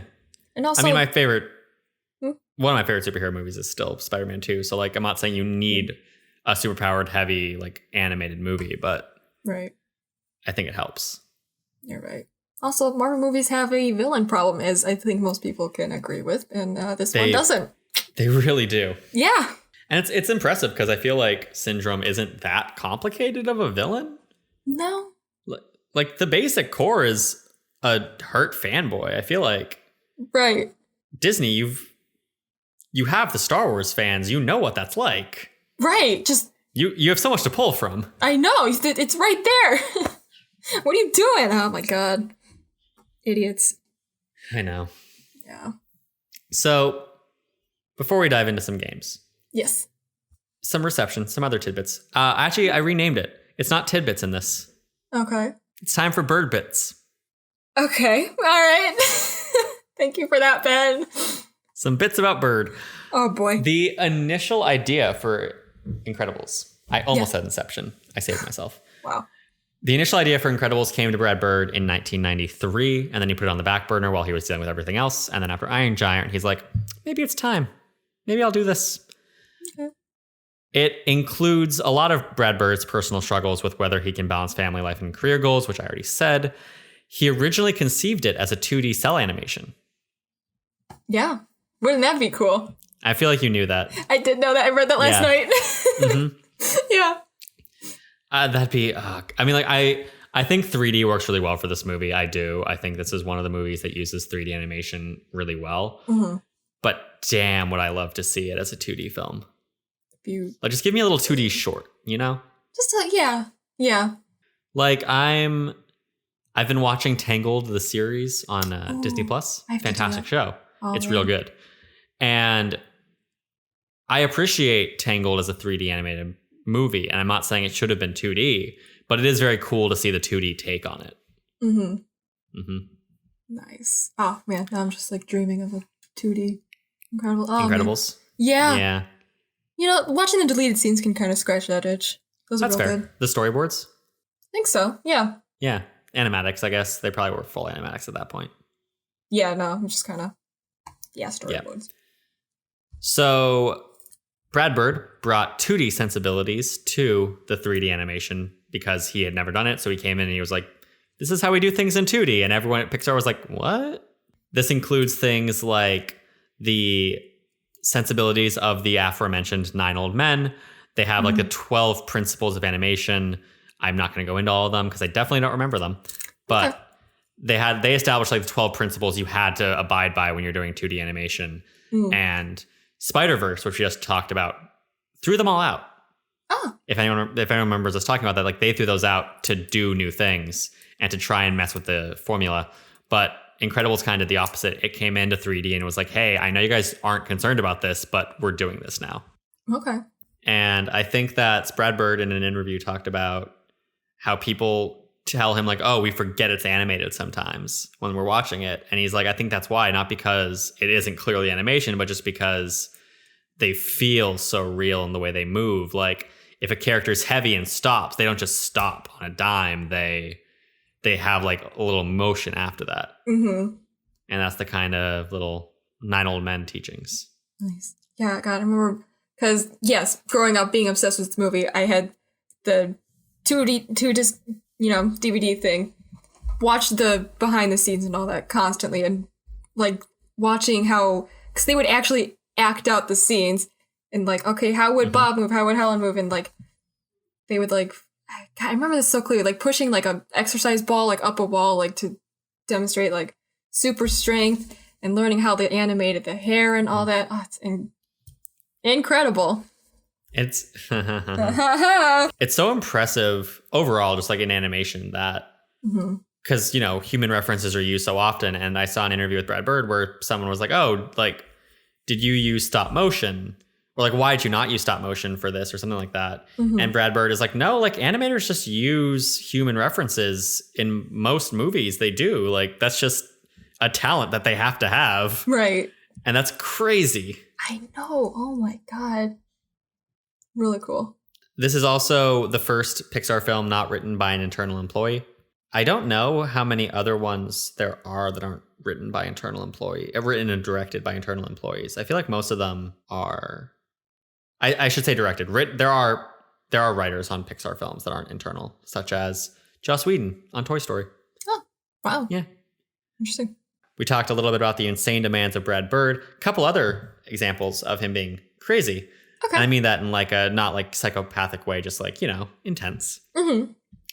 When they made Monsters, Inc., they convinced the director to give the little kid whose name escapes me right now pigtails. To give Boo pigtails. Okay. Because they were like, animating hair without putting it in a pigtail would be really, really hard for what we're capable of doing with 3D animation. And they tried to say something similar to Brad Bird, where they're like, "Hey, you need to like put Violet's hair up because we're already animating a full movie with full humans, and humans are the hardest thing to animate. We've never done it before outside of like one or two characters. You're asking us to do it with everyone now. Like, can we just put her hair up?" And Bird was like, "No. Nah. Her hair needs to be down. It's part of her character. Figure it out." Exactly. And that one he did win the fight on. Good. It worked out. I think that one matters a lot more than the Goo Jack Jack. Oh, it absolutely does. This movie was, we already talked about him being the front runner to direct Star Wars The Force Awakens, but it's in my notes. I'm just sad again because I had to read it. God damn it. Could have had it all. I don't mind that he didn't direct The Force Awakens. I really wish he'd been able to like come in for Rise of Skywalker, because I like The Force Awakens. It's good. It's my favorite of the trilogy. The sequel trilogy. I know it's not yours, but yeah, obviously, because I'm obsessed with The Last Jedi. Of course, naturally, it's fine. The Last Jedi in 4K. I put it on yesterday. It's so pretty. Oh man, see, I don't like that movie, but I will admit it is very pretty. It's gorgeous. Nice. I'm gonna force you to watch it at some point for this podcast. Fine, I guess. My hope is that I can convince you to not hate it as much as you do. Good luck. I have very little faith in myself, but there's some, and I'm clinging on to that. All right. You do you. This movie came out in 2004. It came out the same year as Spider-Man 2 and Catwoman, for reference. And it came out after X-Men 2, Daredevil, Blade 2, Batman and Robin, and Steel. So this was an interesting time for superhero movies. Yeah, there's like some hits in there. There's some complete misses. Yeah, on one hand, I'd consider 2004 probably the peak of superhero movies, because I think Spider-Man 2 is one of the best superhero movies of all time. I think Incredibles is one of the best superhero movies of all time. So surely for the fact that it has both of those in the same year is insane. But it does also have Catwoman, so... You win some, you lose some. Yeah. It predates Fantastic Four by 1 year. It predates Batman Begins by 1 year, and it predates Superman Returns by 2 years. So, like, I know that superhero movies existed in the 70s and the 80s, and then kind of went on the downswing in the 90s and swung back up weirdly in the late 90s. Like, the whole thing happened. But it definitely feels, because we have the Marvel Cinematic Universe now, and X-Men is like so drawn out, and the DC, whatever the hell they're doing, exists now. Yeah. It feels like the very early stages of superhero movies. Yeah, you're right. Like, I know it's 20 years past actually the beginning, over 20 years past the actual beginning of superhero movies being a big deal, but it feels like Brad Bird really jumped on the beginning of this very big trend. Oh, yeah. 100%. And he made one of the best right at the beginning. He did make one of the best. I feel like it's been downhill ever since. I mean, the Spider-Verse. You're right. Okay. Spider-Verse. I was about to say the same thing, where I was like, wow, superhero movies just peaked in 2004 and then went downhill. But Spider-Verse is pretty great. Went downhill real quick spike for Spider-Verse, and now it's back downhill again. I also like Thor Ragnarok a lot. Okay, you're right. God damn, I keep thinking of examples. Those two. I think there are other great movies that have come out since then, but like, I do think that Thor Ragnarok and Spider-Verse, in my opinion, are the only movies that compare to Spider-Man 2 and Incredibles. Yeah. Dark Knight exists. You're right. It's very good, but like, is it a superhero movie? I don't know. I feel like it's a crime movie. Yeah. That just happens to have a guy dressed in a bat suit. Yeah. And a guy in clown makeup. Yeah. Oh, God. Anyway, this movie has 97% on Rotten Tomatoes. Good. That means 3% of people said it's trash. They hate one of your favorite movies, Chloe. Tell me their names real quick, and then I'm gonna go real quick. That Wannabe film class will be back after these messages. We promise they're important messages and not an excuse for Chloe to go commit murder. Yes, exactly that. It's fine. I wanted to start inserting like fake advertising. Okay. Some comedy, some jokes. Can't think of any. Not funny enough for this. That's fine. Not all of us are gifted with the gift of comedy. I mean, you're only kind of funny. That was bad. I gotta go now. Add another person to my list. I welcome it. This movie made $633 million on a $92 million budget. Very good, son. Nice. I already went over some of the trivia, but it had a $70 million opening weekend. And what movie do you think it beat for highest, or what movie do you think beat it for the highest Pixar opening weekend gross? Ooh. Gotta really work my Pixar knowledge now. Shit, like what? Big Pixar movie. Oh, this came out in 2004. I'm at a loss. Toy Story 3. Damn it. Okay. All right. Which I feel like makes a lot of sense. That does make sense. Yeah. That's all right. That's also that's impressive. No Pixar movie beat this until a sequel to one of the most beloved Pixar franchises of all time. Huh. Okay. All right. Okay. In opening weekend gross. Right. It was also nominated for AFI's top 10 animated movies of all time list. That came out in 2008. It didn't, however, get on that list. 2 Pixar movies did, though. What movies do you think they are? The Toy Story movies? It was one of the Toy Story movies. Again, bear in mind this list came out in 2008, so it's nothing after 2008. Okay, so is it Toy Story 2? No, but it should have been. Oh my god, is it the first one? Yeah. 2 is better. Like, look, Toy Story 1 is good. It's historically significant, but like, it comes nowhere near Toy Story 2. You're right. It's way you. Better. I appreciate the support. Of course. What do you think the second one is? I disagree with this list, if it's not obvious for me complaining about Toy Story 2. Right. Damn, what the... Toy Story 2. Incredibles was not on there. So what the fuck are they thinking? Honestly. This is the best movie right here. What? I mean, I don't agree with that, but like... In my opinion... I do think yes. It's better than both the movies that are actually on the list. Is it like... No, wait, when did Finding Nemo come out? It is Finding Nemo. It is Finding Nemo? It is Finding Nemo. Wow. Yeah. Which, like, okay. I mean, like, yeah, okay, they had the water, and that was, I know it's significant, but... But, like... Is it the best? No. No. The music in it, like, makes me emotional, but, like, other than that... Their ability to present a serial killer murdering a bunch of children and the main character's wife... and not make it horribly traumatic to kids is impressive. Yeah, exactly. That movie's dark. Yeah, it is. Oh my god. Mm-hmm. Okay. So, Chloe. Yes. This brings us to the moment everyone I'm sure has been waiting for. The moment we've touched on many, many, many times as we've talked about this. Uh-huh. Chloe, it's time for Nailed It with Chloe Naylor. Woo! The question on everyone's mind is review the sexiness of Syndrome. Much to everybody's, I don't even know the word for it. Everyone doesn't understand it. I think he's sexy as hell. I have been in love with this man for like 15 years now.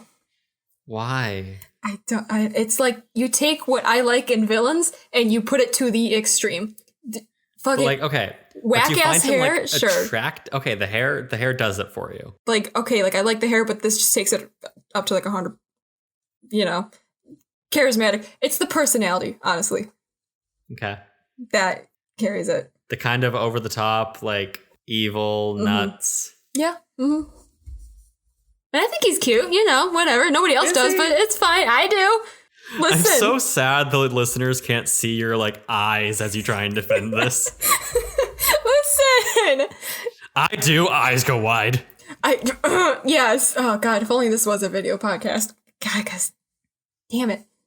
There was a point in my life where I pretended to hate this movie because I didn't want anybody to know that I liked Syndrome.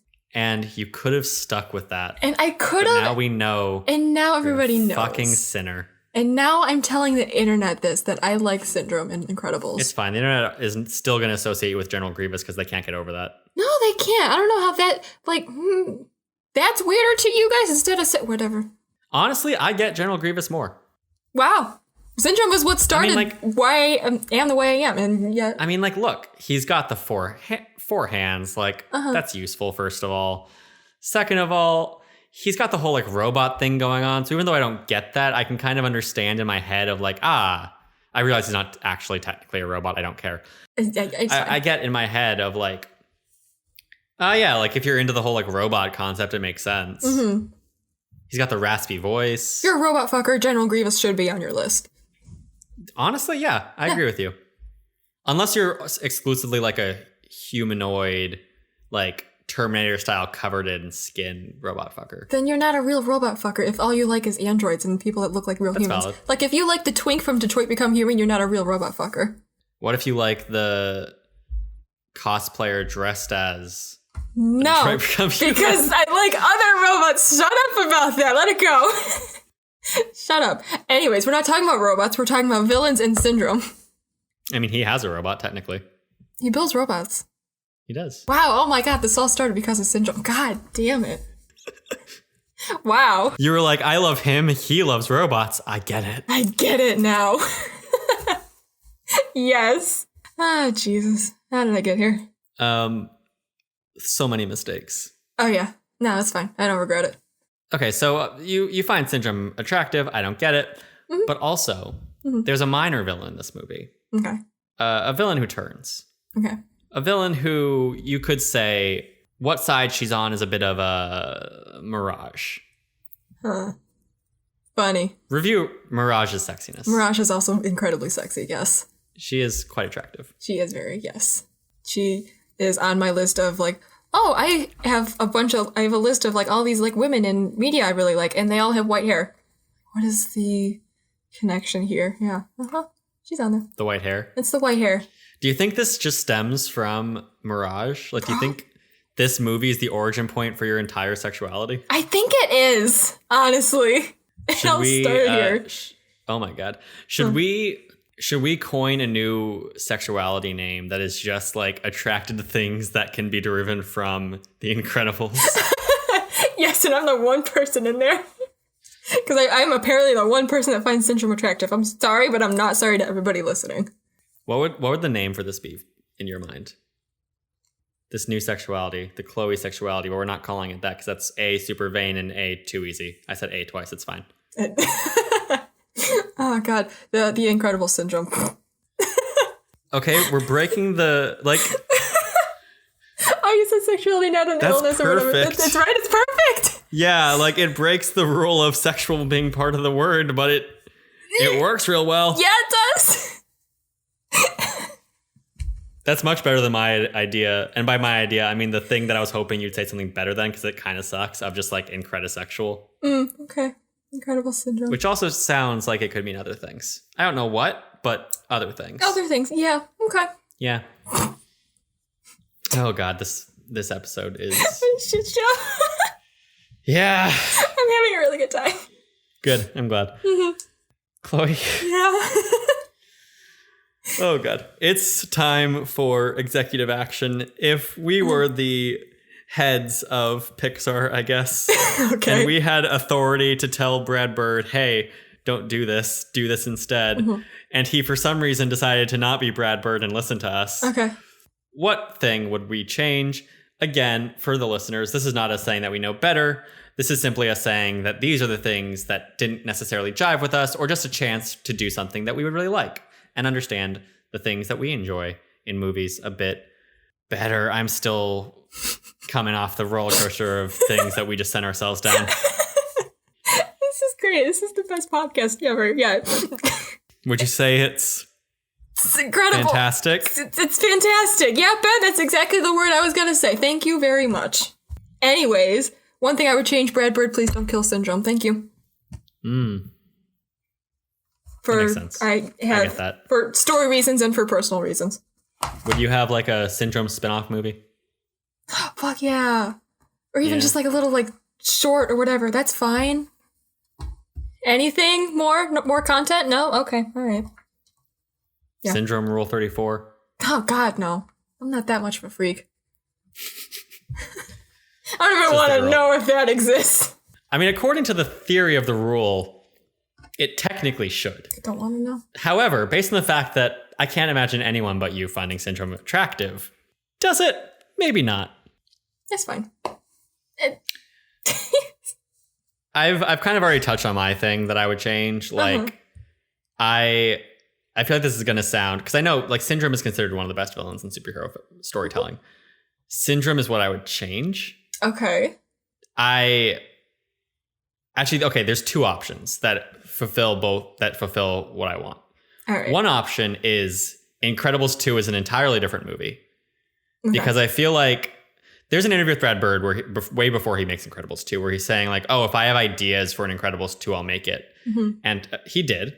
And apparently his ideas were Incredibles 1 again. Okay. I don't like that. No. But I think that this movie has a lot of like dangling themes that could have been addressed in the future. Mm-hmm. So I would have, my decision would either be this movie has to have a sequel and it has to deal with these dangling themes. Mm-hmm. And I might also make Jack Jack not have powers, because I think Jack Jack would be a more interesting exploration of that theme if like the next movie ages them up 7 or 8 years. Mm-hmm. And then Jack Jack is the human struggling with the idea that all of his family have these abilities and he doesn't. Yeah. Alternatively, I would just strip those more thematic elements from Syndrome, because I feel like he works perfectly well as a fan who's pissed off and who's egotistical and who's entitled. And I feel like most of his personality and his character is that to begin with. But there's just like, there's the little seeds throughout the movie of if everyone's super, no one will be. And the question of whether that's like the right or the wrong thing. And if you just remove that, if his plan is just, I'm going to kill all the supers and then I'm going to be the only one because of the technology that I have, like, I feel like that works just as well. Yeah, that's fair. It does work. So that would be my change. Because I feel like the change that I would do to him wouldn't really change the things people like about his character, in my opinion. Yeah, no, that doesn't really change too much. Yeah, I'll allow it. I'm glad you're here so I can run this bio, and I'm like, okay, Chloe, the Syndrome expert, like, because I'm the one person have I ruined your favorite character? Yes, no, you're fine. I'll allow it because that doesn't completely change everything about him. So, and this has been Chloe Court. Woo! Yes.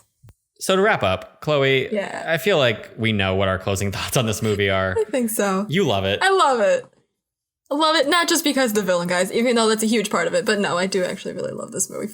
I think it's fantastic. I think it's one of the top 5 original movies Pixar has made. Okay. When you get into like sequels, then the Toy Stories kind of start to... I think this movie's comparable to Toy Story 3 and Toy Story 1, and I can't quite decide where I place it. Okay. Because like they're real good. They're real good. And then obviously Ratatouille is my favorite. Mm-hmm. Brad Bird is an amazing director. He's so great. Love him. He's so good. Yes. So if people like this movie, if people are like vibing with Incredibles, do you have any recommendations for other movies that they should watch? You mentioned it multiple times before, but Brad Bird is great, and you should watch Iron Giant. I agree. I think I agree with the Iron Giant. I think if you like this movie specifically, I'd recommend Ratatouille. That was my second one I was going to say. And probably Tomorrowland. Okay. Because I feel like Iron Giant is the most un-Brad Bird of the Brad Bird movies. if that makes sense. I'm just thinking of me specifically. I love both of those movies so much, and they just happen to share the same director. So I'm like, you really like this movie like I did. You probably also really like this movie. It definitely has his attention to detail. It has like fantastic 2D animation. Mm-hmm. I think what I see in Ratatouille and what I have heard is in Tomorrowland, despite never watching it, is Brad Bird really has a thing for the idea of exceptionalism. Okay. Because Ratatouille has a similar idea where it's like not everyone can be great, but greatness can come from anywhere. But it still is kind of that idea of like, you're born this way or you're not. Right. And Tomorrowland, from what I understand, is about like a magical world, not magical, but like a secret other dimensional world where geniuses go to be free of the control of... Brad Bird just really hates business. Yeah, that's fair. You know, he's our anti-capitalist icon. I forgot to bring that up, but yes. All right. Much like every movie we've watched until now. Oh my God, you're right. I saw one of the interviews I read with Brad Bird. The guy said, some people consider Iron Giant like a leftist movie and Incredibles a right-wing movie. And I don't understand that. How do you see that? I feel like if anything, this movie is just like super anti-capitalist. Yeah, 100%. You tell me you watch Incredibles and think it's a right-wing movie. Don't say that to me. I feel like the only right-wing thing about it is kind of the idea of like going back to the 60s vibe and that like old school America, but that isn't necessarily like Iron Giant goes back to the 50s to criticize the 50s. Exactly, the Cold War times. Like what?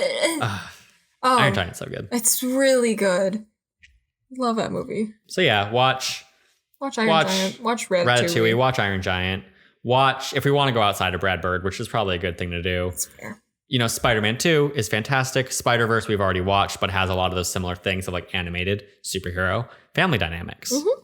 Does it real good. Not really a lot of original things to say here. No, nothing that we haven't already said. Chloe, what's one cool thing you've done or seen this week? It was Christmas. It was. Did you do anything fun for that? What did I do? I don't even know what I did. Was at my mom's house? Hung out? Sure. Yeah. Nice. What have I done the past week? Watched this movie about 5 times. Not actually, it feels like I did. So a funny thing about whatever file I have for Incredibles on my computer, because of course I have it like on DVD, I have a file and I have it on Disney Plus, whatever, everywhere. So when I put that file into Photoshop to like make GIFs out of it, sure, there's no like dialogue. You only hear the sound effects and the music, and it's beautiful. That's my cool thing about it. Like, that's the only file that does it. Everything else I put into Photoshop, I can hear everything. Oh, interesting. Yeah. Okay. Strange. So if you ever want a copy of Incredibles with just the sound effects and music, hit me up. I got that for you. There you go. Yeah. She's distributing the goods. Yes. I watched Little Women this week. Oh, how was that? It was phenomenal. Nice. Okay. Little Women is, I think, in my top 10 movies of the decade list. Wow. Now. Yeah, like I really like that movie. Interesting. So for anyone listening, I highly recommend checking that out. I personally have never seen a Little Women movie before, so I had no idea what I was getting into. And I read the book when I was like 7, so I don't remember anything about it. Gotcha. Yeah. Chloe, next week we are watching another movie. No way. But we're not changing things up exactly. Okay. But I'm doing something we haven't done before. Because it's my movie. Okay. And I have no idea which movie to do. I'm torn. Oh. So I'm seeking your guidance. Okay. So one option is what we've referenced like 50 times this episode, Spider-Man 2. Okay. Fantastic. Love it. One of the best superhero movies. The other option, though, is Wonder Woman. Okay. What are your initial thoughts here? I really like Wonder Woman. Okay. See, I think for the sake of conversation about superhero movies, since that is our theme, even though we are talking about them individually, I think Wonder Woman is a more interesting movie to talk about, like, the arc of superhero movies. Yeah. You know? Because Spider-Man 2 came out the exact same year as Incredibles. Wonder Woman is like the DC thing. It's the first good DC thing. Well, Man of Steel, it's okay. But like the first great DC thing. So Wonder Woman? I think so. Let's fucking do Wonder Woman. Let's do Wonder Woman. Woman. Yeah. Yeah, let's talk about Wonder Woman. Yeah. So, guys, next week, we're talking about Wonder Woman. Woo. Chloe. Yes. If people want to find us before next week's episode drops, where can they? You can find me anywhere, Letterboxd, where I put all my fantastic movie reviews after I watch them. Twitter, Twitch, everywhere. I am at Echo Chloe. And you can find me on Twitter at Mr_BentoBox, at Mr. BentoBox everywhere else. That primarily is Instagram and the also aforementioned Letterboxd. You can find That Nerdy Site at thatnerdysite.com, and you can find our Patreon at patreon.com/thatnerdysite. I finally checked to see if that was actually the link, and it is. Nice. Good job. Yeah. It's like I do this kind of professionally, but not really. No one pays me. If you like what you've heard, please rate us on iTunes, review us on iTunes if you'd be so kind, and, of course, subscribe on whichever platform you prefer. That's Spotify or iTunes, maybe other platforms, but not the ones that I'm aware of. Also YouTube. It is on YouTube. It is on YouTube, yes. Yeah. We get decent views on YouTube. Nice. I'm honored. Thanks, guys. It's entirely your fault. Thanks, guys. You're the internet's Echo Chloe. Oh my god, no, wait. The General Grievous girl herself. The General Grievous girl herself. Everyone should absolutely watch this episode, because if you want full Chloe, this is where you get it. Gary Whitta follows you now. He does! That's wild. That's wild to me! And I know him. And Troy Baker. And Troy Baker, God, and my life is so goddamn weird. I'm kind of jealous, but also You've seen. I don't have men dropping into my DMs to say uncomfortable things. So, I'll take where I'm at. Yeah. Also, you're a man, so you probably won't exactly get that, but. I mean, yeah, but like, if I'm going to be jealous, I feel like I have to embrace every aspect of what you get. Right. To be, or yeah. Yeah. That's fine. I love that for me. Guys, this has been, I guess, an episode of That Wannabe Film Class. It's been something. It's been a real good episode, guys. It's been a lot of fun. I think we broke Ben because this is fantastic. I'm both very pleased with this episode, and also I don't know what else. Oh, I cannot wait till people listen to this. Oh my god. I'm going to have to hear it like 5 times as I edit it. I'm going to relive every moment of this. Yeah. Nice. Good. Guys, thank you so much for tuning in. We will see you next week to talk Wonder Woman. Have an incredible day. Oh my god. That's how I want to end it. Thank you very much.